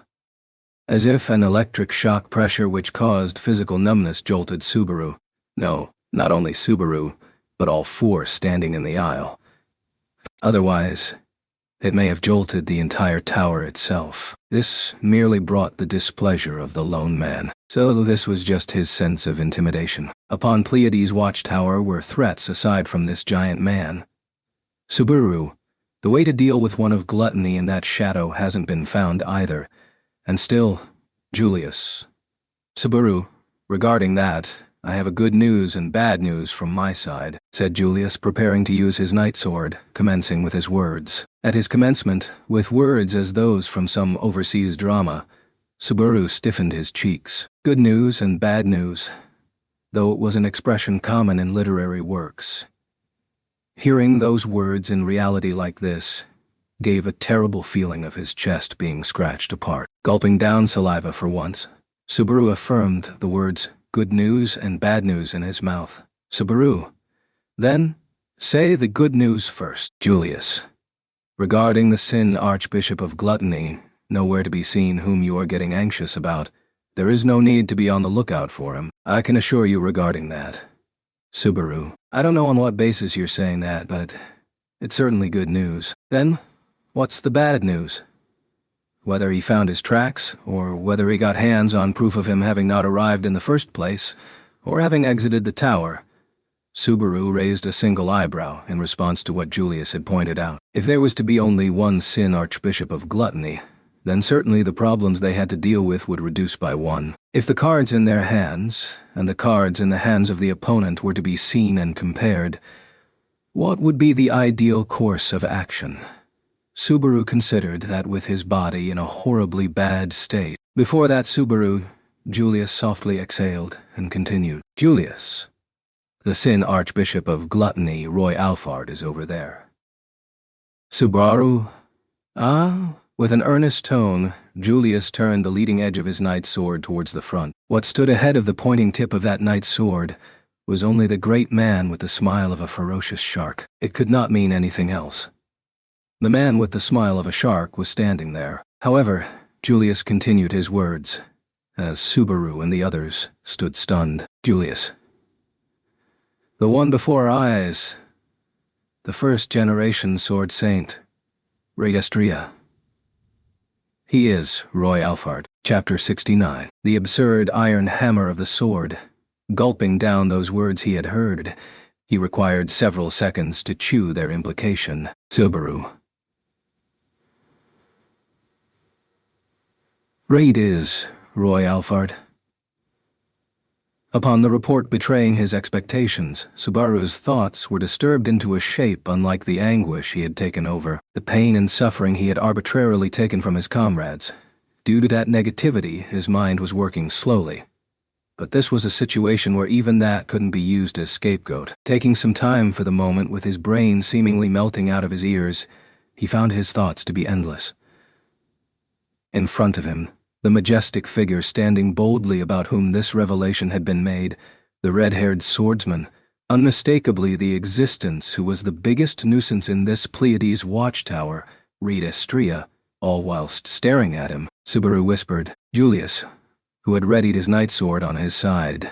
His expression possessed no signs of falsehood, whilst he focused his eyes on Reed. He was not a person with the personality to make such unfunny jokes in a gambling room where it was all a matter of life and death in the first place. That was the commentary on Julius by Subaru, who had once forgotten everything, and abiding by that notion, the one in question remained fully serious, because it meant that Julius's remarks, who possessed that conviction, were certain truth. Subaru.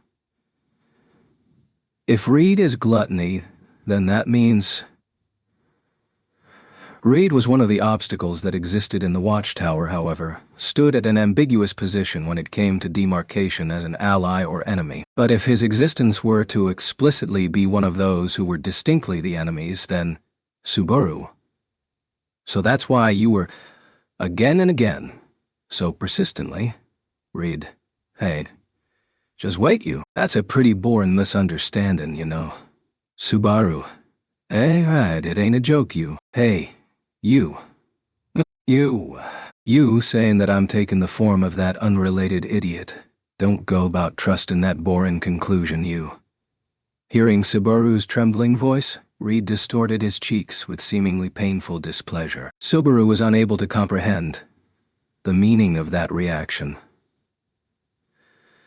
The Sin Archbishop of Gluttony, Roy Alfard, was manifesting in the form of Reed. Subaru, who had just previously seen the transformations of Louis Arneb, had reached that extremely respectable conclusion. The authority of gluttony of extorting the shape, form, and combat power of the opponent, the result of which was the Reed before them. However, Reed's mood turned worse, quite frankly, at that conclusion. The cause of that seemed to be, instead of the behavior of a coward hiding his true identity without knowing when to give, something much more simple, like the displeasure of a child upon being teased. The real meaning of that was, Reed, ain't it obvious that I'd be me? Because that'll never change. I'm standing here. Do you disagree? Are you saying I'm wrong? Touching the eye patch on his left eye whilst baring his sharp fangs, Reed declared toward Subaru. Receiving that, Subaru inhaled and furrowed his eyebrows, reading deeply into his words, and noticing a certain possibility, he took a short breath. Subaru. It can't be, Julius. Ah, likely. What you are imagining is correct.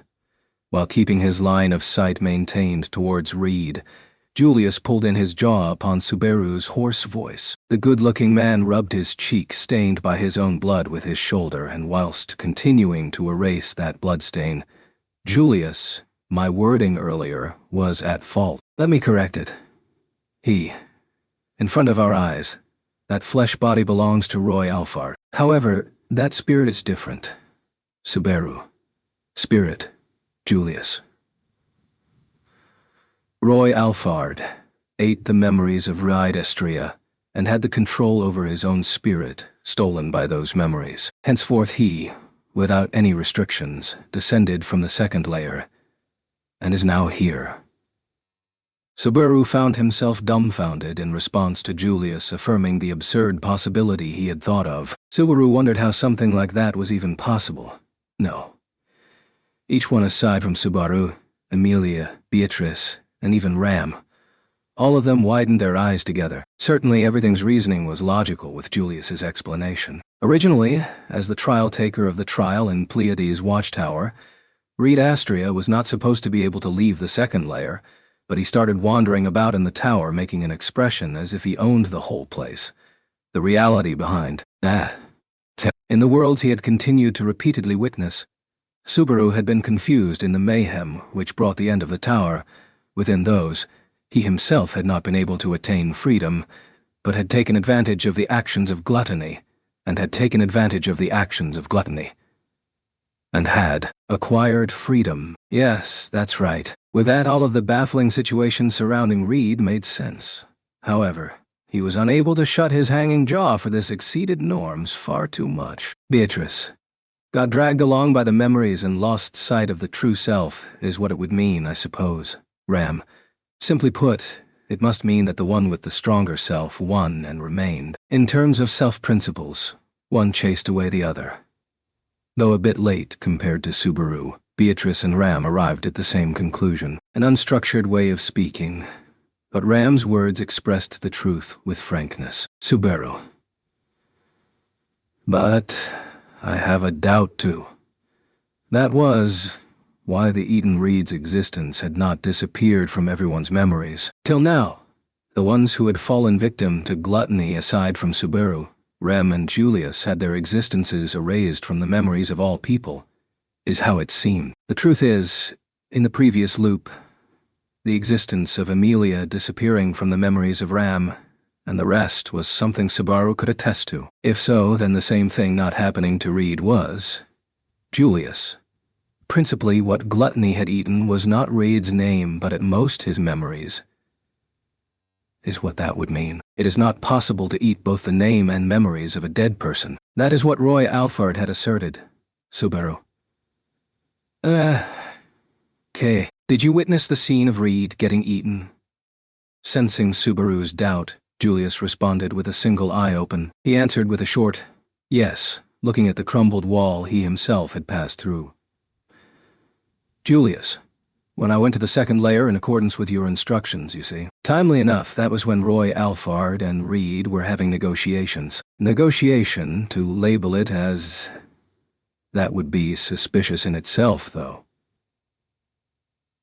Subaru, what's suspicious about that? Julius, because Reed was making no effort for resistance. Perhaps gluttony, for some reason, may have been subjected to the trial. That is why he, the trial taker, was unable to attack the opponent. Reed. Ha! You! That's about half correct and half incorrect. Upon Julius stating that conjecture, none other than Reed called a halt to it. While crackling his thick neck bones, he had his nails touch the pit of his stomach. Reed. Certainly. No way they were going to be participants for the trial. But had I thought of doing it, then I would have done it, you know? If I did that, then I won't be here right now. Ain't that so? Julius, you have attained the opponent's self. Are you saying that you already possessed confidence in that? Reed. Just acting as if focusing on only the strong parts is something I won't allow. Placing everything one side as in gambling at all's what's interesting. Though, that was something that Midget didn't understand. Regardless of the truth of him having obtained that physical body, whatever may have been the interests of Gluttony who had been affected by that sequence of events, Reed declared pertaining to Roy with terrible indifference, whom he had confronted. Merely the fact is that the reality in front of their eyes was the truth. The self of Roy Alphard had been painted out by the monster known as Reed Astrea. Reed, if you want to eat and taste me, then you gotta have the stomach large enough to fit me in. He didn't have that. That's why I bit and tore apart the stomach. That's all there's to it. Subaru, that's all there's to it, you say. Aside from his bearing nausea and the sense of abrasion of his mind and body, Subaru felt his head starting to hurt. In other words, if what happened in Reed's body was to be said straightforwardly, then Subaru. Revived, resurrected from the dead, is that what this is about, Julius? In terms of results, you could say that. Above all, a situation where it is possible to meddle with the memories of a dead person, and the existence who wielded that ability being encountered for the first time, and then subsequently arriving into existence, it is a series of events akin to miracles. Boy, Subaru. Miracles. A life who was supposed to have vanished 400 years ago, to witness the moment of it being resurrected like this, Julius might have stated it to be the embodiment of an ironical miracle, regardless of his intent to call it that way. Although he did not intend to state the reality of his resurrection alongside that as well. Emilia, can I ask one thing, Ria? One? Abruptly, when all of the happenings were being arranged into order, the one to raise her voice like that was Emilia. Hereafter the encounter with Reed, Emilia had kept her mouth shut so that the topic of discussion may not get diverted. Seeing the discussion reach a point where it could halt, she turned her amethyst eyes towards Reed. And, Emilia, Reed has been revived, right? With that, you've become able to leave that place. That's something I easily congratulate you for. Reed? Thanks. With this, I can teach you all sorts of stuff at a proper place. Fiercely frizzling. Let's have drinks tonight, you. Aside from that, hey, we'll do stuff as I teach you. Emilia, are you inviting me to go out with you? But I have only gone to a date with Puck and Subaru, so I'm sorry. Also, though it would make for an exchange Subaru would never want to miss out on, getting caught on by Emilia's comment on her date, was something Subaru currently had no time to spare for. Keeping those innermost thoughts of Subaru's for some other occasion, Emilia repositioned Subaru's body she was carrying on her shoulders. Emilia, even though you have become free, can't you stop being in our way? In case you don't know, we are really busy right now.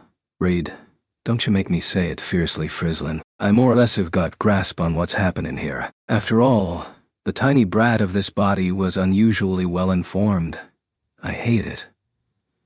I really don't like it. As if throwing up, Reed annoyingly gripped to his guts. It seemed as not merely resurrection, but Reed also had the ability to read the memories of Roy Alphard. In other words, he apparently even had the power to catch a glimpse of an edge of the authority of gluttony. Above all, it seemed as if it was something he aesthetically found strongly, terribly repulsive. Reed. He didn't have a standpoint of his own. That's why he got himself involved in such stupid shit. He's an irredeemable kid. Though he ended up disappearing because he was doing it without knowing his position, it's gotta be a natural reward. Subaru. Why talk about only this place? If you're free, then how about you go conquer the world and the vast oceans? I really feel like you're just delaying the problem. If that's the case, Reed. Don't just start preparing to run away. As it is, a situation where you're being carried on the shoulders of a woman, it's so pathetic it'd be better to die. Do you want to be coated with embarrassment? Subaru's venture to avoid battle and having the situation ameliorate ended with a failure. Perhaps even the ones other than Subaru may have failed to understand what he had proposed just now as well. In the end, even if Red were to gain freedom, he intended to respect his role as the trial taker. Otherwise, not being particular about his title of the trial taker, he simply would not allow for an opponent whom he had decided to cross swords with to escape. At any rate, Emilia, is that so? If you won't move aside, then there's no choice. With a long sigh congested with nuance of it being unfortunate, the reply sufficiently suggested Emilia's decision to attack Reed. Emilia, I'm sorry. Those words were directed not at the confronting Reed but at Subaru, who was atop her shoulders, and he was a second late for noticing that. Because after a single second, Subaru's body had been brought down from Emilia's shoulders and gently handed over to Beatrice, who was beside them. In but an instant, crossing the aisle with the speed as that of a bullet, Emilia slammed an ice sword into Reed. The atmosphere gave rise to a high-pitched sound, yielding forth frost, and the beautiful yet cruel blade of ice fluttered through the aisle as it was enshrouded in the erupted smoke. In any case, the attack with no hesitation whatsoever, aiming for a fatal wound. Once Emilia had decided to act upon, there was no faltering in her then. That was something clearly understood after all of the battles till now. Emilia. HK. The slash attack Subaru's eyes finally caught up to. The strike, which was almost like an ambush. Reed easily received it, using his arm outside of the breast pocket of his casual dress with the chopsticks he was holding in his hand. This was not the first time seeing Reed wield chopsticks as his special weapon. However, it was not something which could be gotten used to even after seeing it on multiple occasions. Abnormalities were abnormalities. There lay change in that recognition. Subaru, Emilia-chan. Beatrice. Subaru. Don't push yourself, in fact. Stay put, I suppose, Subaru shouted at Reed's abnormal swordsmanship, feeling perturbed about Emilia's safety. Appealing to Subaru to take care of himself was Beatrice, whom Emilia had suddenly forgone and entrusted his body to. Being supported by her petite frame while kneeling down onto the aisle, Subaru pushed his eyes open. Meanwhile, Emilia renewed her arms, which had been smashed, or rather, slashed by the chopsticks, and continued the performance of her swords dance like a fairy within sparkling diamond dust. Easily brushing that away, Reed laughed with a ha, like a shark, Reed. Just as expected, you got it quickly. Fiercely, Frizzlin. But you? Don't you know? Your trial is already over, you know? Emilia. If that's so, then pass everyone else to Reed. Hey, how kind of reason makes you say that? I ain't got any reason to be doing that. Emilia, I request you, Reed. There ain't anything cute in begging like that. For now, take off your clothes, you. Though she had been making a serious expression, Amelia's entreaty did not wield anything to Reed's ears. Identical to the first strike, Reed warded it away, chased it away the subsequent strikes using vivid techniques of chopsticks. Barely conceivable. Subaru was unable to close his mouth hanging open before that abnormal swordsmanship. Of course, Reed's irrefutable mastery was not something unknown. However, even Amelia had not drawn a step back against even the enemies of Gluttony and the Titanic Scorpion. When compared to such a variety of warriors, she had shown overwhelming capacity. At the very least, even 100 of Subaru would not be able to oppose Amelia. For Reed that was, quite literally, a child's play. Amelia's offense and defense jaded the spirit of it being a do-or-die situation, was naught but the play of an unskilled child for Reed. Subsequently, Amelia, after a mere few exchanges, was unable to reach through and experience defeat. The difference in their ability was so immense that even the untrained eyes could identify that. However, Ram, the reason to abstain from using full force? That should be quite simple. Reed, Ram? Because you will face an unsightly defeat here at the hands of Ram and the others. Interrupting the battlefield with a petite frame pronounced Ram, positioned behind Reed, and caught hold of that back of Reed's. That alone was more than worthy of admiring. But Ram's fearsomeness was not the end of it. Amelia attacked without any relent against the opponent Reed Astria. Ram matched the timing with her, who had left her battle style upon her senses, with godly intuition. Precisely this which Subaru had not been able to read at all was Amelia's initial surprise attack. Movements that suggested the question whether he had really managed to read them, and the truth was that they were movements which gave the impression of possibly already having gotten read. The very next instant, Ram's unleashed fist stabbed into the side of Reed's casual dress. At the moment of the impact, with the sound of the flesh and bones creaking, Ram's white fist's piercing strength penetrated through Reed's internal organs, and the aisle was split open by the bottom of Reed's feet, who continued standing his ground. Subaru. It reached through...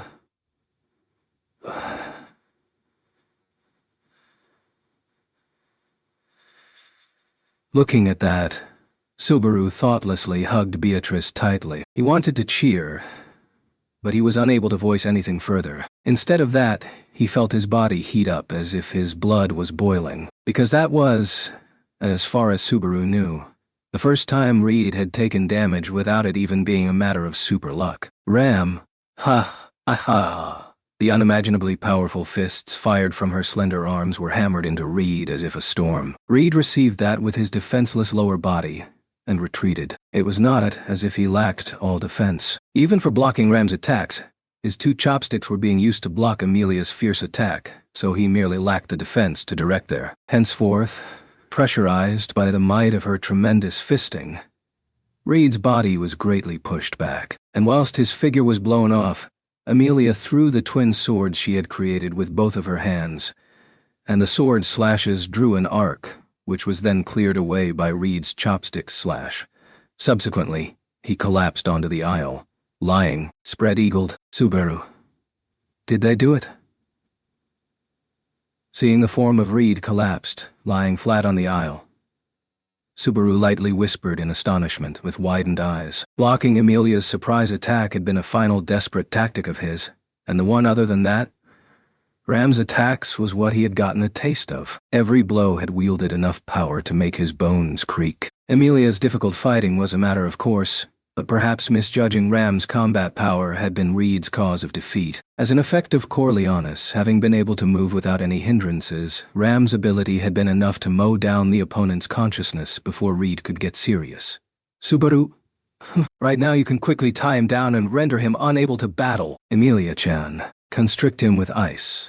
For a moment his thoughts had come to a halt without confirming their victory, but he was unable to overlook that extremely valuable situation. Panicking, Subaru instructed Amelia to constrict Reed. At the same pace he tried to call out to Ram, who had been making strenuous efforts. Beatrice, Subaru, when did your health come back? Subaru, suddenly. Suddenly, so asked Beatrice, who had been supporting his body. Receiving that doubt, Subaru tardily came to notice the truth of him standing on his legs and giving instructions to Amelia. The agony which was eating into him as if a curse had disappeared. Ram. Ka-phew. The moment immediately after he judged what that must mean. Ram's body shivered, trembling violently. Ram's upper body, who had turned her back towards this side, jolted, and she collapsed down to her knees, unable to support her body. Subaru. Ram. Julius. Ku. Unable to even stretch out her hand, Ram collapsed seemingly like a puppet whose threads had been slashed away. The one to jump at Ram's collapsing body was Julius, who had been awaiting an interval to plunge into the battle. Supporting Ram's wholly exhausted body, Julius confirmed her condition with his expression frozen. The reason for that was Ram's complexion, and the crimson of thick blood which dyed her clothes. Massive amounts of blood was flowing from the wound in Ram's abdomen whose bleeding she had stopped. Though it was true that the lost blood brought serious danger to her life, that alone was not the issue. The greatest problem was linked with the healing of Subaru's condition. In other words, Subaru. The effect of Corleones has been cut off. So it finally got cut. You don't be doing boring shit. Aren't you just hiding behind a woman? You're a disgrace for a young fish, you. In front of Subaru, who had been rendered speechless, the collapsed Reed swung and stationed both of his feet and vigorously stood up. Reed lightly patted and swept his back and swung his arms in circles from his shoulders whilst gripping onto the chopsticks. His attitude, which felt as if he hadn't taken any of the damage Ram had inflicted on him, though that alone made his body shudder. What made Subaru uneasy were his words immediately afterwards. Reed said that it got cut. Just, what was he referring to? Reed. Playing round like that'll always be boring. First of all, something like feeling no pain or ache even when the guts are all torn up. Are you making fun of me, you? Subaru. Whoa. Right.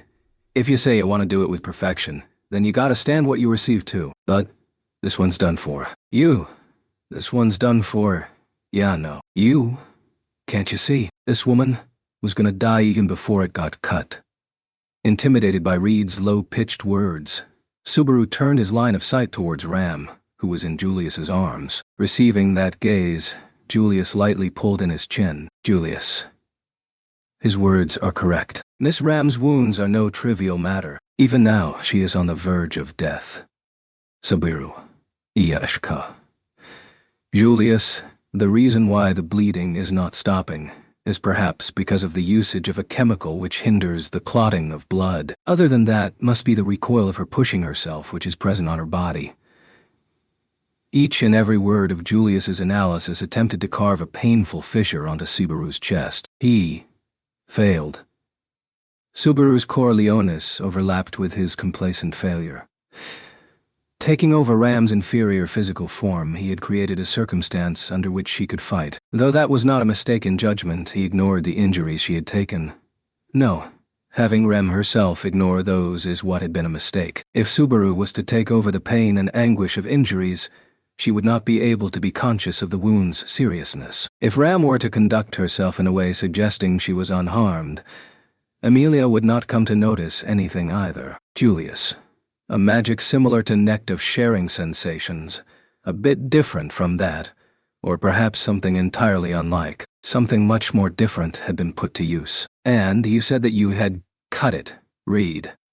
I'm good at cutting invisible stuff, you see. Well, the trick's intuition. With that, a bit of time got used up. Took a pretty grand hit. Reed exaggerated the reason he had bathed in Ram's storm-like fists. However, returning to the original topic, the truth was that he could more or less not feel any of the damage he had taken. The trick behind that, too, was pronounced from Julius's mouth. Whilst keeping Ram in his embrace, Julius gently turned his gaze backwards, facing the aisle which had been fissured by the close combat. Julius, you let all of Miss Ram's attacks escape onto the floor with the bottom of your feet. Huh, right. It's a technique which a woman friend of mine, Trisha, used to be good at, you see. Reed laughed with a kaha as he firmly stomped on the aisle. Hearing the conversation of the two, Subaru whilst continuing to shiver, glanced at the crevices of the aisle. The endless wounds borne onto the aisle were the proof of Reed having directed Ram's attacks onto the aisle. It was perhaps some technique to direct the impact of blows towards someplace else. It could be said that it was the culmination of martial arts. Subaru. Ah. The truth is, when Ram's initial blow had struck, Subaru too had witnessed the aisle tremendously fissure with his own eyes. That also applied to all subsequent consecutive strikes. Both this and that. Everything was Subaru. To slash down the connection between me and Ram? In the first place, how did that even... Reed. I just said, I slash down what I want to slash down, live where I want to live, and sleep with women I want to sleep with. I slashed down that boring game, all while humming. Leading a carefree life was Reed. Cutting things which could not be seen, otherwise, cutting connections which do not physically exist, was the capability of doing so, the true ability of the existence named the Sword Saint Dot. Emilia. But when I struck you from above with a lot of strength, you had been in pain. Reed, back then the situation was different, you know. Fiercely frizzling. Right now I'm here to enjoy the fightin' more than the trial. If it's a fight, then you gotta be more serious than the trial, you know. Do you disagree, you? Slashing and repelling away Emilia's response, Reed snorted his nose and prepared his chopsticks. Adjusting the stance of his chopsticks as if he was ordinarily commencing a meal, and pointing their ends towards Julius, Reed's blue eyes gleamed with a blaze. Reed. That's how it is. Yeah, got what I'm saying, you. Hey, you. Julius. To settle this with the sword. That is your intention, correct? Reed. Yeah. That's right. Let me tell you, I'll allow any damn thing aside from swords too, you know? Whether you want to throw magic at me, or clash with me, it ain't any problem. If you want to win against me, quite boldly, Reed gestured with a finger touching his chest, and pointed towards his heart. In other words, that was the only way to bring an end to his life. That is what his expression indicated. That was the evidence that Subaru's card of waging war had been correct. Julius. Why must you be fixated over myself? Reed. I'm being fixated over you. Give me a break. Bastards of just as mere words with nice faces are the race I hate the most, ain't that so? On top of that, why'd I gotta be fixated? Julius. Then, Reed, you're the one who'd have a reason to be fixated over me. If I draw back from here, do you really think that'd be fine? Reed's response to Julius's question could not be described as one that was clear. He himself belonged to a race of those types who did deem worth in conveying all things as words. Furthermore, a large part of his response had been occupied by something similar to sensation. It was difficult to comprehend. However, for those who did understand that, merely had the answer which was limited to that was Reed. A troublesome one ended up coming here. Before that answer could be chewed, what preceded was Reed clicking his tongue in discontent. And the cause behind the click of his tongue revealed its figure from the interior of the aisle Subaru and the others had crossed through. No, in the form of a corona, it pounced upon them. Emilia. Subaru. Immediately before the corona could evaporate away Subaru, Emilia's ice sword separated and distanced away the two from each other. As a note of shattering of ice echoed, the repelled light stabbed through the aisle. An extremely long tail stinger disappeared as if having frayed. That was namely, the baptism by the guardian of the sage's watchtower. Subiru. Shola. Red compound eyes emerged from the interior of the aisle. Possessing multiple legs, the titanic scorpion revealed its form. Jet black shell and fiendishly large pincers. Its figure was both ominous and healthy. However, the form of Lai, who had been left behind to battle that titanic scorpion, was nowhere around it. Although the titanic scorpion had no traces of blood on itself, if he had faced defeat at the hands of the titanic scorpion and had fallen, then it was all good. But Subaru, Reed and Shola at the same time, Beatrice, Subaru, caught between the two formidable enemies, in the midst of the situation where they could not take any inadvertent action. Beatrice called out to Subaru with a trembling voice. Looking back towards that Beatrice, he noticed her pale expression. Beatrice's expression was painted with fear, and he tightly hugged it with his chest. Somehow or the other, he searched for words in an attempt to clear away the unrest in her heart. Subaru. Beatrice, it's all right. At any rate, we haven't managed to find a plan yet, but it's all right. Recovery is still... Beatrice, that's not it, I suppose. That's not it, in fact. It's coming, I suppose. Subaru. It's coming? As he heard Beatrice's concerns, who had widened her eyes and changed her expression, he glanced at the Titanic Scorpion once again. Reed was here, and Shala was on the other side. This was the very meaning of threat. In a situation where such terrifying ones had gathered, what was going to come now? Subaru. It can't be, Reed. I just said, didn't I, that a troublesome one ended up coming here. The thought which had passed by Subaru's mind as if affirming it, Reed pronounced. That tone of speaking was serious, as if it were having trouble digesting this situation. The subsequent instant, an impact reached their feet in the form of a parlous earthquake, jolting Pleiades' watchtower. Without exaggerating, when Subaru felt the impact reach his body, heaven and earth got overturned for him. Subaru was blown off without even the use of a technique. In the field of vision of that Subaru, the residents of the fantasy world were each displaying astonishing movements respectively. Mid-air, Amelia kicked the foothold she had created with ice, and repelled away the consecutively fired tail stringers by the Titanic Scorpion, seemingly advancing towards her comrades. No, towards Subaru. In the world which was tilting diagonally, Julius seemingly dashed on the wall and closed in on Reed, and commenced with an elite sword slash with his night sword. And Beatrice jumped towards Subaru, who had tightly held onto Ram and kept her close to himself. Beatrice. Marak! The moment she chanted that, Subaru felt himself enveloped within the feeling of suspension, different from that of the impact. Released from the force of gravity, the feeling as if he had been thrown into a world without gravity. The effect was not as little as simply having restored heaven and earth for him. Each one respectively was acting at their very best with whatever each one of them respectively could do. Subaru. As if sneering at those very best of actions, multitudinous volumes of the jet-black shadow swallowed the tower in its entirety. Dreadful pressure echoed, and the watchtower, which boasted strength enough to make it difficult to believe that it was mere stone, got completely crushed. That was the tyranny of the shadow, which was not originally supposed to possess mass. The arrival of the impact, which could no longer be named as a single destructive happening, but rather was closer to a natural disaster, easily swallowed, chewed even those who possessed extraordinary abilities enough to be called superhumans in this world. Going up against the Titanic Scorpion, making free use of magic and her physical abilities and putting up a brave fight, Amelia, as well, swinging the night sword, and charging towards the legend who was entertained by his self, Julius, as well, protecting Subaru, and using magic with her small body, Beatrice as well. In the juncture where they twinkled aglow, the stretching shadow entwined and they turned invisible.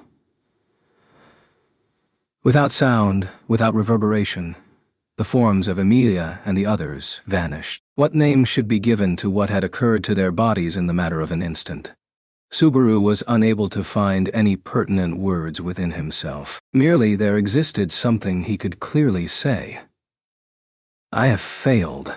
I love you. At the same time, he accepted reality, and was whispered words of dusky love, whilst being whispered into his ears, or otherwise, whilst kissing him, or otherwise, whilst embracing his entire body, or otherwise, whilst caressing his soul.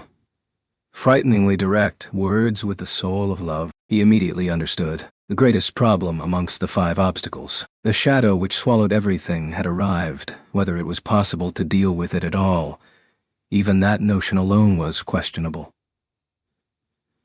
This was his 3rd time seeing that shadow, and each time he encountered it, Subaru's life had been lost. This time was no exception. Now that the shadow had arrived and reached through, Reed, you, the hell you doing thinking about sleeping, hey?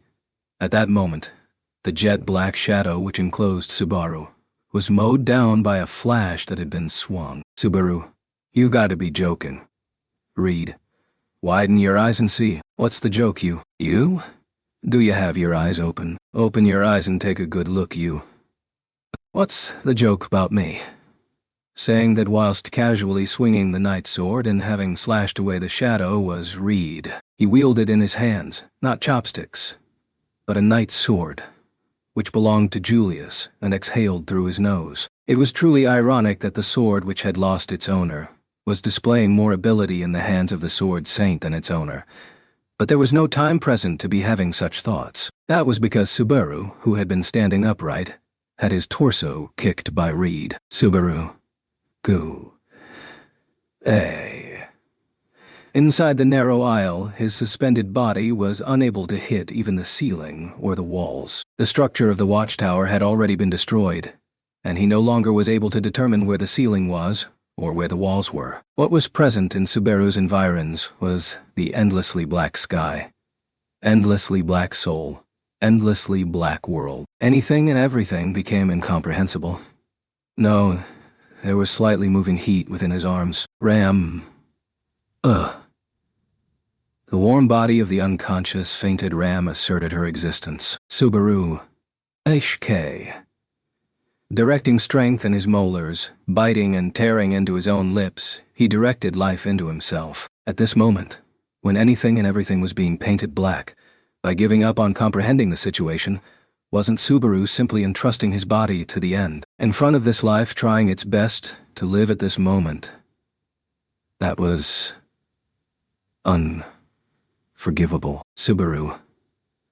Still, something. Though the situation was in this state, there yet must be something he could attain. Till now, Subaru had been swallowed by this jet-black evil influence, and had lost his life twice. However, those two occasions had been abrupt, and he must have had no time left to do this. What he had attained through this was Ram, who was asserting her fragile life, and Reed. The kick he had received by Reed, who was within the same shadow as Subaru, wearing a ferocious smile. Of course, he was not grateful for that. It hurt as if the pit of his stomach had been gouged out, and in the first place, the reason why they had lacked time till the shadow swallowed the watchtower was because of Reed's unnecessary interruption. That's why, Subaru, you will get crushed too, by the greatest knight I know of. Reed, that's you keep actin' cool as how you're till the very end, young fish. Looking downward, Reed set his aim on Subaru with a backhand grip to the night sword. There was distance between them, but from Reed's perspective, distance of a few meters must be as good as non-existent. And, below Reed, who had established Subaru as his enemy, the vivacious jet-black shadow yet continued advancing closer. Something like that wasn't even deemed to be anything by Reed's sword spirit. Though he was unaware of it, at this moment, Subaru may just be witnessing it. A long time ago, said to have happened 400 years ago, the legendary acts of the witch and the sword saint. However, something like that was meager as the absurd destruction and violence, namely death, drew close to Subaru. Subaru. At least even if just a second longer, I want you to stay alive. Enshrouded by that wish, Subaru tightly embraced Ram's body in his arms. The next moment, a torrent of light, unbelievably stemming from a sword, swallowed Subaru.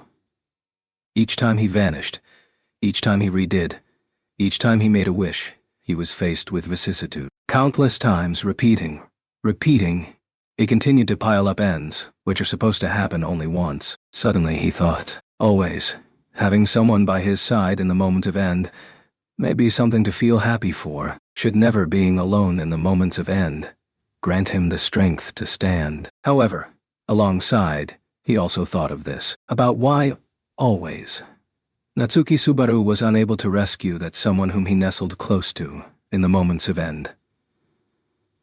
Clouds of sand were rising up to extremely high skies which they were never supposed to reach. Pleiades' watchtower's balcony, several meters above ground, underneath where present were the advancing hordes of witch beasts, commencing with their attack to bring down the watchtower. Holding them back, with her own ability to control witch beasts, was Miley, making strenuous efforts. Julius was above, heading for Reed on the second layer, and, Subaru and the others must make haste and dash to Amelia and the others, who must be clashing with Libat and Kaitos.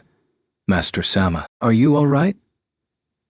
In accordance with Subaru's summons, she tilted her neck, with her long black braid swaying about. As she pronounced that question, in her expression, in her eyes, sentiments such as those of impatience or irritation could not be felt. Of course, no light of cunningness planning to deceive them could be perceived either.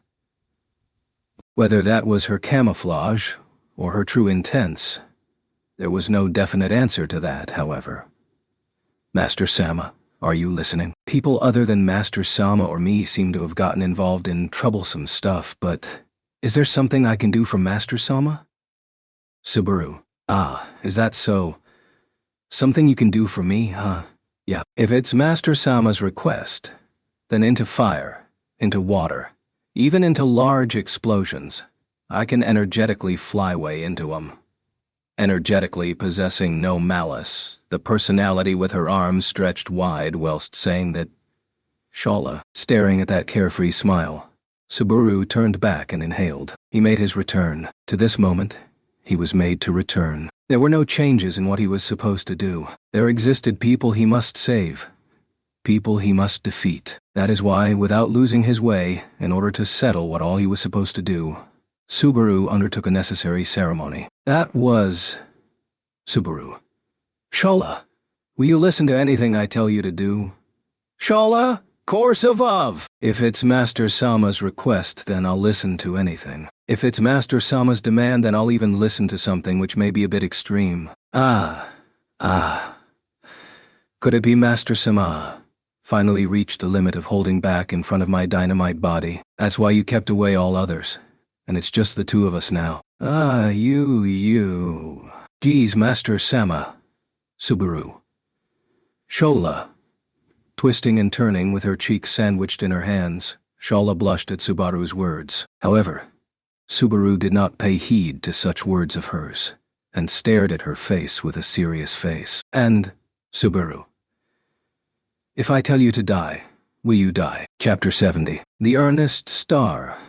Within the collapsing tower, basking in Reed's decapitating slash, Natsuki Subaru's life had burned out. Quite literally, burning out had accurately been his moment of death. There were various things which he was pained by and which he needed to confirm, such as the way to cope with the mass of the shadow drawing near, or what he intended to do afterwards, and above all, somehow or other, confirming a scaffold within the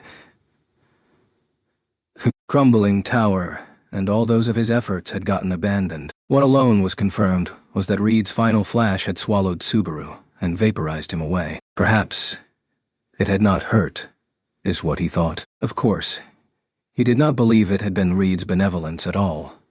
But pain and fear, not accompanying the moment of death, was an unexpected occurrence for Subaru, who had died several times within a short frame of time. Yes, neither had he felt pain nor fear. Merely rage was what he held. Subaru, I will for just how many times continue to pile up meaningless deaths, is what he thought. Things he had taken with him, hints that would break him out of the deadlock. As long as those were present, Subaru's deaths would not be meaningless, and the deaths he was continuing to pile up would not be put to waste. That was terrible deceit. That was merely an excuse to turn his eyes away from his own powerlessness. He had died meaninglessly, powerlessly, without will, without heart, aimlessly. And he did not want to think that. That was all there was to it. That is why, for not having merely died, he desired meaning in his death. If only he could have had been more strong. If only he could have had been more smart. If only, instead of his current self, he could have had been stronger, smarter, bolder. Subaru. But the only one here was merely the weak, stupid, pathetic Natsuki Subaru, because nobody, ever, tried to leave that Subaru alone. That was because they were supporting his current self's wound-filled resolution. Subaru. That is why Natsuki Subaru is... Subaru. If I tell you to die, will you die? The moment he declared that, It was not as if he felt no hesitation. That was because he had been unable to anticipate what kind of a reaction his opponent would give him the moment she received that question. No, if it was merely anticipation, then he had done so. With various patterns of imagination, he had thought of what it eventually would be. If so, then the faltering he had embraced while declaring that question.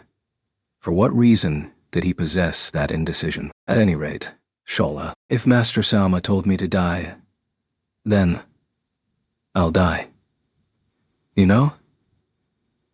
He felt his chest ache upon Shola's indifferent response, who had a finger touching her cheek, as if he was being stabbed, to the point it would form cracks, painfully. He let out a shriek within the core of his chest. Oozily, upon the painful optical illusion, Saburo gripped to the pit of his stomach and deeply exhaled. Though he himself had voiced out those wounding words just now, he thought himself comical for feeling hurt. Looking at that Subaru's state, Shola rounded her eyes in curiosity. With no ill intent, Shola's attitude seemed as if she had been asked about the menu for today's evening meal, and she had merely responded appropriately. That reaction of hers was the second worst in the patterns he had predicted. With no pretense, selecting the option of accepting the instruction for her to abandon her life was Shola. That was no lie or humor. That was her real intention, with no second thoughts. He was able to understand that by a single glance into her straightforward eyes. Subsequently, having caught a glimpse into her dark self-interests or plans might have had saved Subaru's heart. However, the reality was that Subaru had not prepared for such an escape route. Whether that was compassion or mercilessness, at this stage he would not be able to even differentiate between the two. But Subaru, is that so? Shola, does Master Sama want me to die? If it's Master Sama's request, then I'll listen to anything, and I'm perfectly fine with it personally. But again, isn't it quite a weird timing for such a thought? Right now, it's a total fiasco inside the tower. Subaru, I know. Hearing Subaru's husky reply, Shola tilted her neck while having her finger remain on her cheek. Going along with that movement of her neck, her long braid, Scorpion Tail swayed about. Scorpion Tail, if considered, that was quite an ironic naming as well. Similar to Shola, which bestowed meaning upon the Scorpius, her name was expressed even upon her body. That was made apparent not merely through her name, but through various other aspects of hers as well. That was surely because she had no intentions of concealing it. That is why... Subiru. Shola, aren't you capable of taking the form of a large scorpion? Lacking any sluggish phraseology, Subaru frankly cut into the opponent's secret. The 5 obstacles that attack the Pleiades watchtower. One of those, the existence of the jet-black Titanic scorpion. Subaru had been halfway convinced that it had been Shola. However, for Subaru, that answer he had sensed was merely his interpretation of the feeling he got from the powerful authority of unidentified nature, Corleonis. If he were to try and gain confirmation for that answer he had sensed, inquiring the opponent directly about it would be the fastest. Of course, if he had time to, then he may have chosen a different option as well, and if he had been unable to trust his opponent's response, then he might have been obligated to employ a different method. However, Shola kept her neck tilted at that inquiry of Subaru's. Shola, take the form of. The nuance is a bit different from that, but yup, I can. But it damages my prettiness, so I don't really like it too much. I just think that the design given to me by Mother Sama and Master Sama is the best. In spite of the question being one lacking any chain of logic, Shola readily answered with no hesitation yet again. She possessed no intentions of hiding anything. And the nature of Shola herself, it could be said that it had been established with this proof. At the same time, the Titanic scorpion which made its appearance in the tower, its true identity had been her. He had gained that confirmation now. The effective Corleonis, the moment he perceived the positions of his comrades within the tower, the reason why the Titanic scorpion had been indicated in that perception, that had indeed been the trick instigating it. Shola? Master Sama, are you okay? Your face has a pretty bad color, you know. Would you like to refresh yourself with my lap pillow, arm pillow, chest pillow, hug pillow, or something like that? Subaru, don't say things which dampen my spirits. First of all, We don't have such time. You yourself said that, didn't you? Shola, it's true that it's a fiasco inside the tower, but for me, Master Sama is on the top of my priority list. Everything else can be kept for later. That's why, if Master Sama slips into confusion and says he wants to be locked in a grapple with me, I'd welcome it super openly. I'm getting fired up. Subaru, don't get fired up. Get some water. Shola, just as always, geez Master Sama. Sharpening her lips, Shola made a pouting face. His back and forth with her, along with her expression. If only these were to be taken into consideration, it could be misunderstood that the situation that had come up around Subaru and the others was seemingly one of peace. However, reality was not kind to Subaru and the others at all. It was the farthest thing from peace. While Subaru and Shola leisurely conversed like this, Amelia and Ram were making efforts in order to hold off gluttony, and Beatrice had joined in with them for support. Julius was colliding with Riichi Roy on the second layer. Echidna had grouped with Patrash, and must be evacuating to Tegeta along with Orem. And Meili was holding off the hordes of witch beasts. The very best they could do to strike the 5 obstacles. However, even that was merely deceit for the sake of conversing with Shola, because, in these surroundings, Natsuki Subaru was... Shola. Master Sama, are you seriously alright? If you stare at me with such imposing eyes, I won't be able to hold back this 400-year-old weight I have experienced, you know. At Subaru's gaze staring at herself, Shola hugged her slender figure with her arms. It seemed to be the usual feign, but that was not it. She truly was in a situation where she was feeling uneasiness by Subaru's attitude. It was unlike her.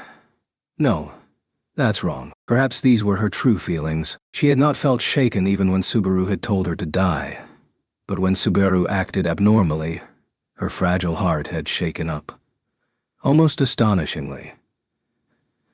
Akin to a baby bird innocently yearning for its parents. When he had fired his first question at Shola, Subaru had thought of several possibilities. Amongst those, the worst one was that the instant she would get struck by those heartless words from Subaru, she might murder him impulsively, at the very same pace. In the case that Shola's attitude till now had been mere acting, and anything and everything had been fabricated, it was not impossible. Though he had possessed no confirmation before that question, she had a track record of having changed into the form of the Titanic Scorpion and murdering Subaru, Echidna, and Beatrice. Otherwise, in the tragedy where Subaru had been unable to find a single person alive in his surroundings, it was highly possible that she had a hand in that after turning into the Titanic Scorpion. That is why the first question, for Subaru as well, had been a gamble. Once he said that, the instant immediately afterwards Shola had gulped down that question.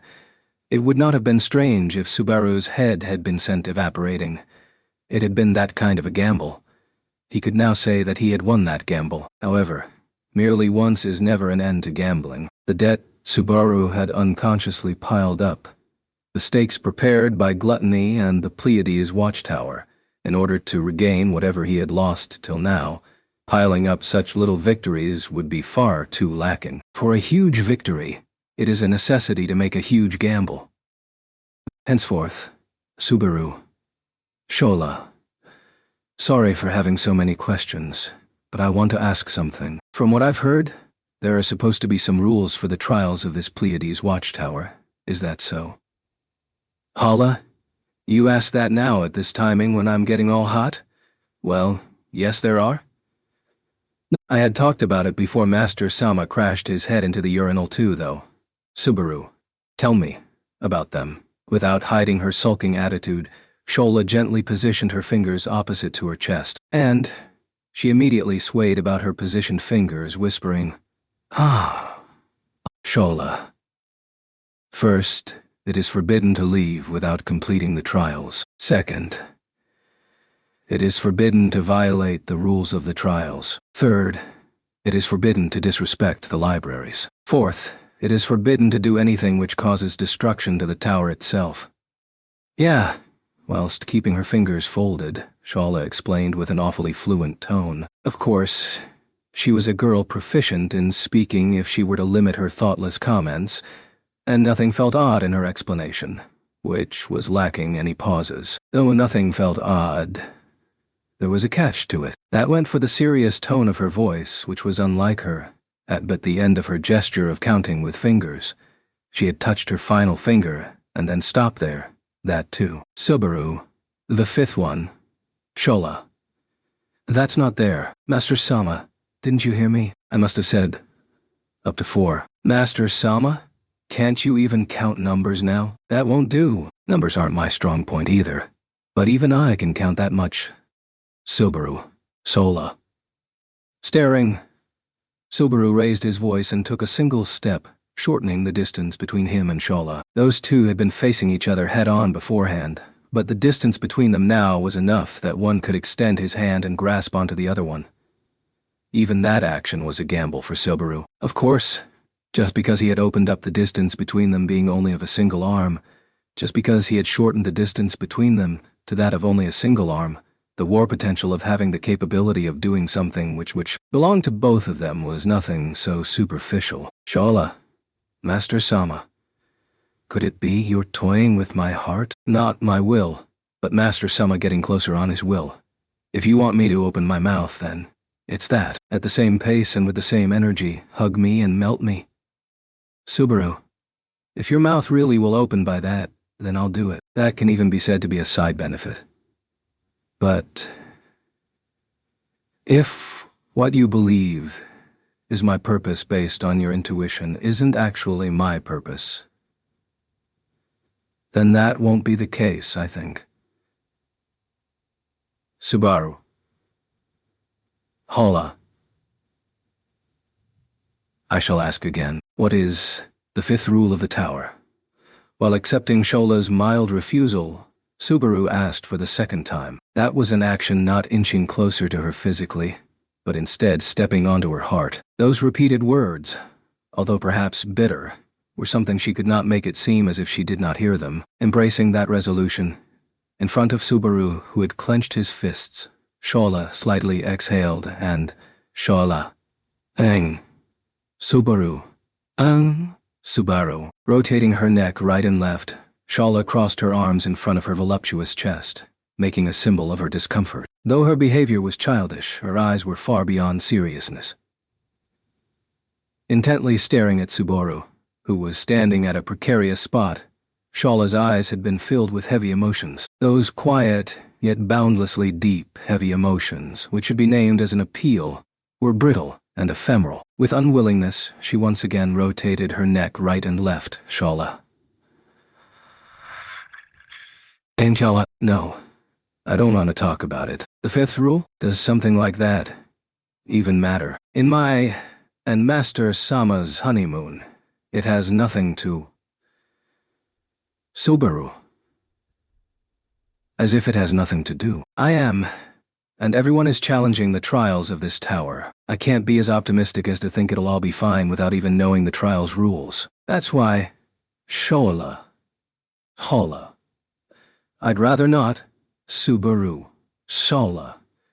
Like a disobedient child, Shola covered her ears and averted her eyes. At that attitude of Shola's, Subaru declared with a strong tone, Subaru, you must be having your own duties in this tower. The tower's starkeeper.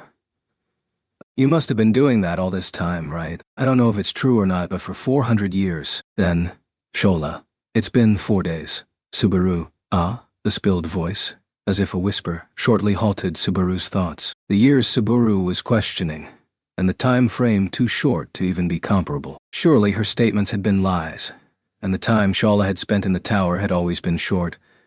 Something like that was not possible. While retaining possession of the heavy emotions in her eyes, Shola, with her lips shivering, continued, Shola, it's been only 4 days since Master Sama has come to the tower. Within those, as Master Sama was in bed for 2 days, that makes only 2 days since Master Sama and I have met with each other, spoken to each other, have been side by side with each other, even though I've waited for even 400 years. It's been only 2 days.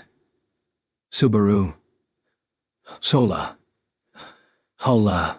I thought just a single moment, a single glimpse would be fine. Covering her eyes, Shola immediately ceased to have her gaze slumped downwards, seemingly as if she were saying she regretted to have Subaru out of her field of vision for even a single moment. No. Upon considering, that was indeed the case. As far back as Subaru could recall, Shola had been in the same space, at the same time with Subaru, always watching Subaru. That was not for a shallow purpose like keeping Subaru under surveillance with minimal effort, but certainly, Shola. 400 years, I waited for Master Sama in the tower. I thought I would be satisfied with a single glimpse. But that wasn't the truth. Master Sama is my everything after all. Master Sama's everything, and all of my feelings for Master Sama are what make me. The 400 years it took, I can't convey them to Master Sama. All of it, in just 2 days. I can't come to terms with that. Subaru, that's why you won't tell me the 5th rule.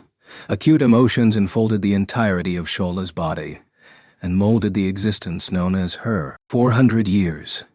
The weight of those words he had perceived through mere appearance of words finally became an actual time frame for Subaru, and he stood at a disposition where he could feel that. After all, her attitude had been too casual to speak of 400 years. He thought that perhaps there existed no instrument in her to embrace feelings such as hardship, sadness. Perhaps she was inhuman like that scorpion, down to her very heart, down to her very soul. Shola, I don't want to talk about the rules. And she was, after all, if I talk about that.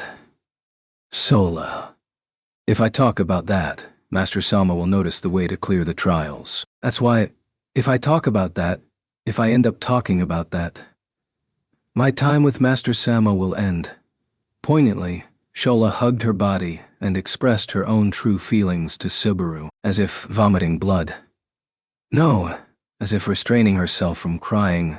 That tone of her voice stabbed through Subaru's heart. It was a reply he had not anticipated. Just as his initial question, Subaru had thought of some patterns regarding the answer to this question. The true motives behind Shola hiding the rules of Pleiades' watchtower.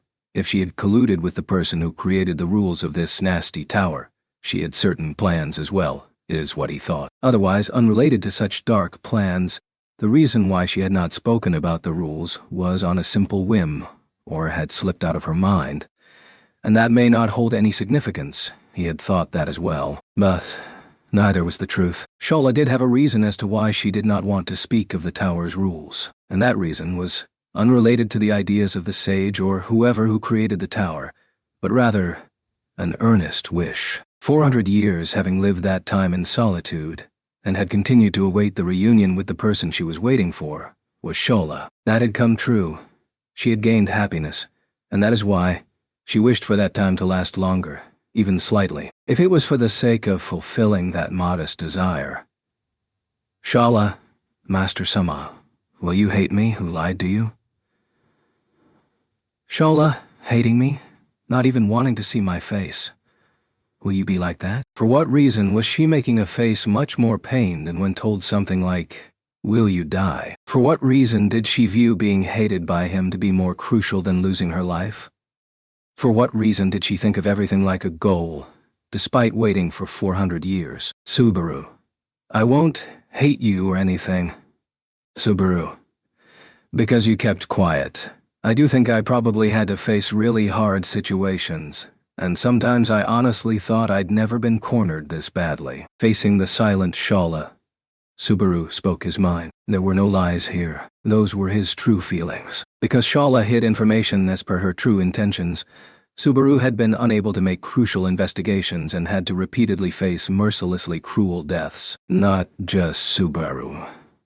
Not just Subiru. Aside from Subaru, Emilia and Beatrice had to as well. He could never forget the despair, discontentment, and hopelessness he felt during those moments. That is why, if there were to be an existence who were the originator of all of that evil, Subaru would certainly never be able to forgive them, is what he believed. Then, at this instant, in front of Shola like this, was he going to do the same? Subaru. No. He did not think of Shola, she, who had lived 400 years in solitude, she who had fulfilled the meaning of her being born in mere 2 days and was satisfied such that she gained happiness, to be the originator of that evil. If there were to be an originator of that evil, it would be the unfairness of this world itself, and the one who created the circumstances where it was impossible to do anything about that, the Master Sama, who commanded Shola for 400 years. Allah. Ah. Suddenly, a hoarse exhale leaked out of Shola's lips. Subaru. Shola. Shola. Feeling abnormality in Shola's condition in front of his eyes, Subaru called out her name. However, Shola, without responding to Subaru's call, concealed her face with her palms. A painfully trembling voice, unbefitting her, could be heard from that throat. Shola. No good. No good. Master Sama. Master. Sama Master. Sama Master. Sama Master. Sama Master. Sama Master. Sama. Subaru. Hola. Shola. What happened? So suddenly? Shola. Somebody violated the rules.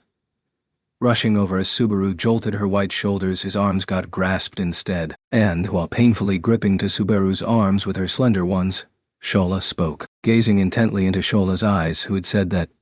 Subaru inhaled.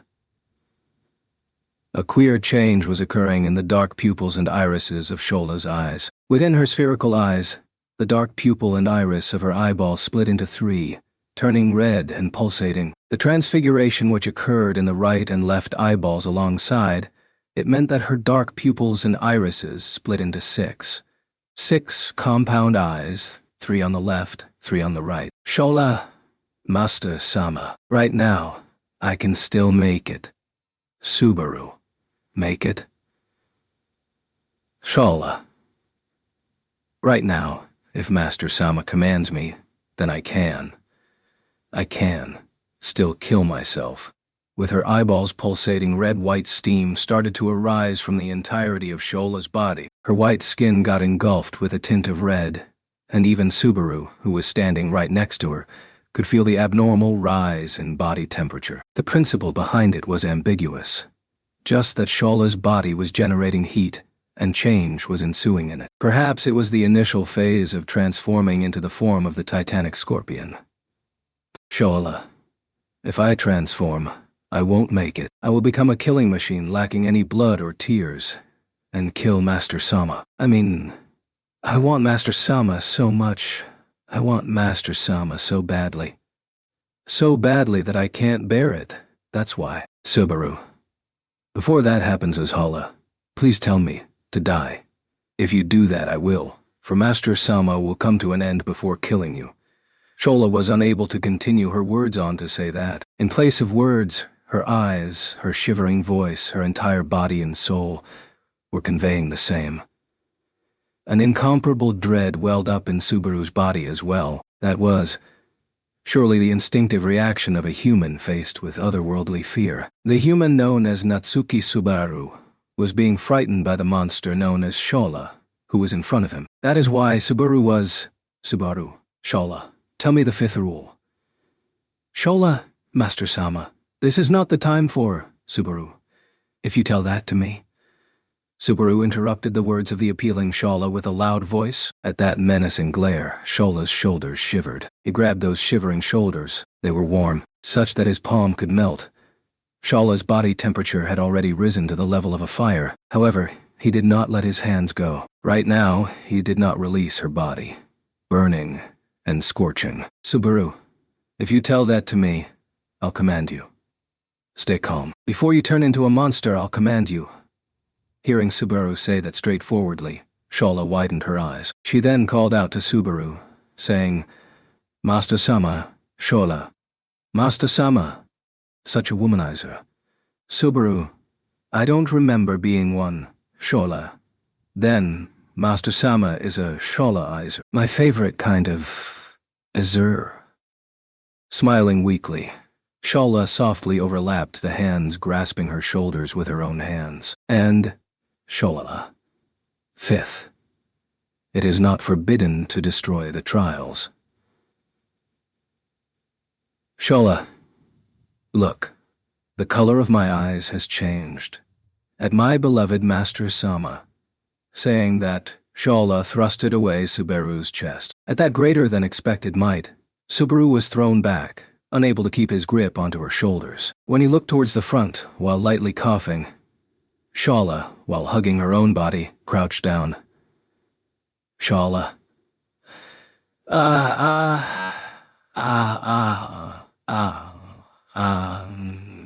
The steam had changed its color.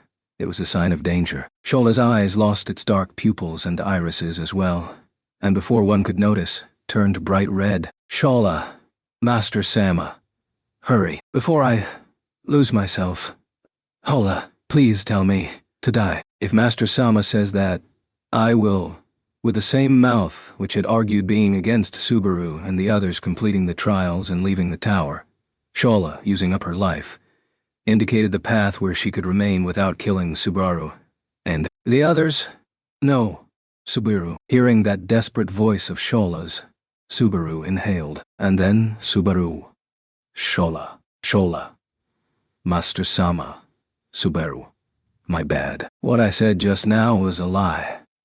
Shola, eh? At Subaru's informing words, Shola rounded her eyes. Watching Shola's reaction for himself, Subaru halted his breath, and at the same pace, leapt backwards. Having been pushed away by Shola had been a blessing for him amidst all this misfortune. Had Shola kept his wrists grabbed, he would have never been able to perform this act. Subaru's body crossed over the narrow open-air veranda of the balcony, and was launched into the air. Shola. Ah? Shola's instantaneous voice got engulfed in the vehement sand gusts and was rendered inaudible. At the same pace, Subaru's body, without any support, fell non-stop for several hundreds of meters. Falling down, he possessed no plans to save himself. He had not prepared any plans to save himself. What Subaru had done was purely throw himself to death. He did not desire to do this at all. Nor did he want to speak of it, but this was his intention from the very beginning. If these surroundings, these actions could be excused, he intended to surely do this. That is because Subaru could then trust his choice without any indecision. After all, Shola, Master Sama. Similarly, jumping out from the balcony herself as well, Shola chased after Subaru, widening those eyes, desperately stretching out her hand. Shola chased the falling Subaru, and leapt, trying not to take away, but save that life with her own hands. The true identity of the Titanic Scorpion was Shola. Shola purposefully hid the rules of the tower. Shola had repeatedly killed Subaru or his comrades, and stood in the way as the fifth obstacle. But, Subaru, I just want to save you. He could never forget her form. She, who had endured her transformation against her own feelings, and had requested to be ordered to kill herself so that she does not kill Subaru, till the very end of the end. Though it was quite a nasty thing to say, he wanted to confirm that. Whom he should save, whom he should not save, whom he should defeat, whom he should protect, whom he should love. Because Natsuki Subaru believed he could not advance further unless he confirmed that. He will no longer perplex over whom he should love. Shola. Master Sama.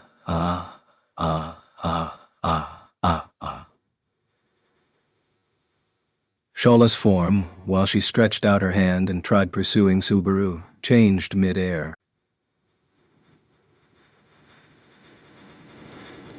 Her hands stretching out enlarged, and transformed into large pincers clad in a jet-black shell. Her white skin was covered with a rough shell, without leaving any trace behind, and her flesh body expanded, as if bursting open from the interior. For a single moment, the seemingly painful transformation, as if bursting open her blood and flesh, reached conclusion as if a tape being reversed.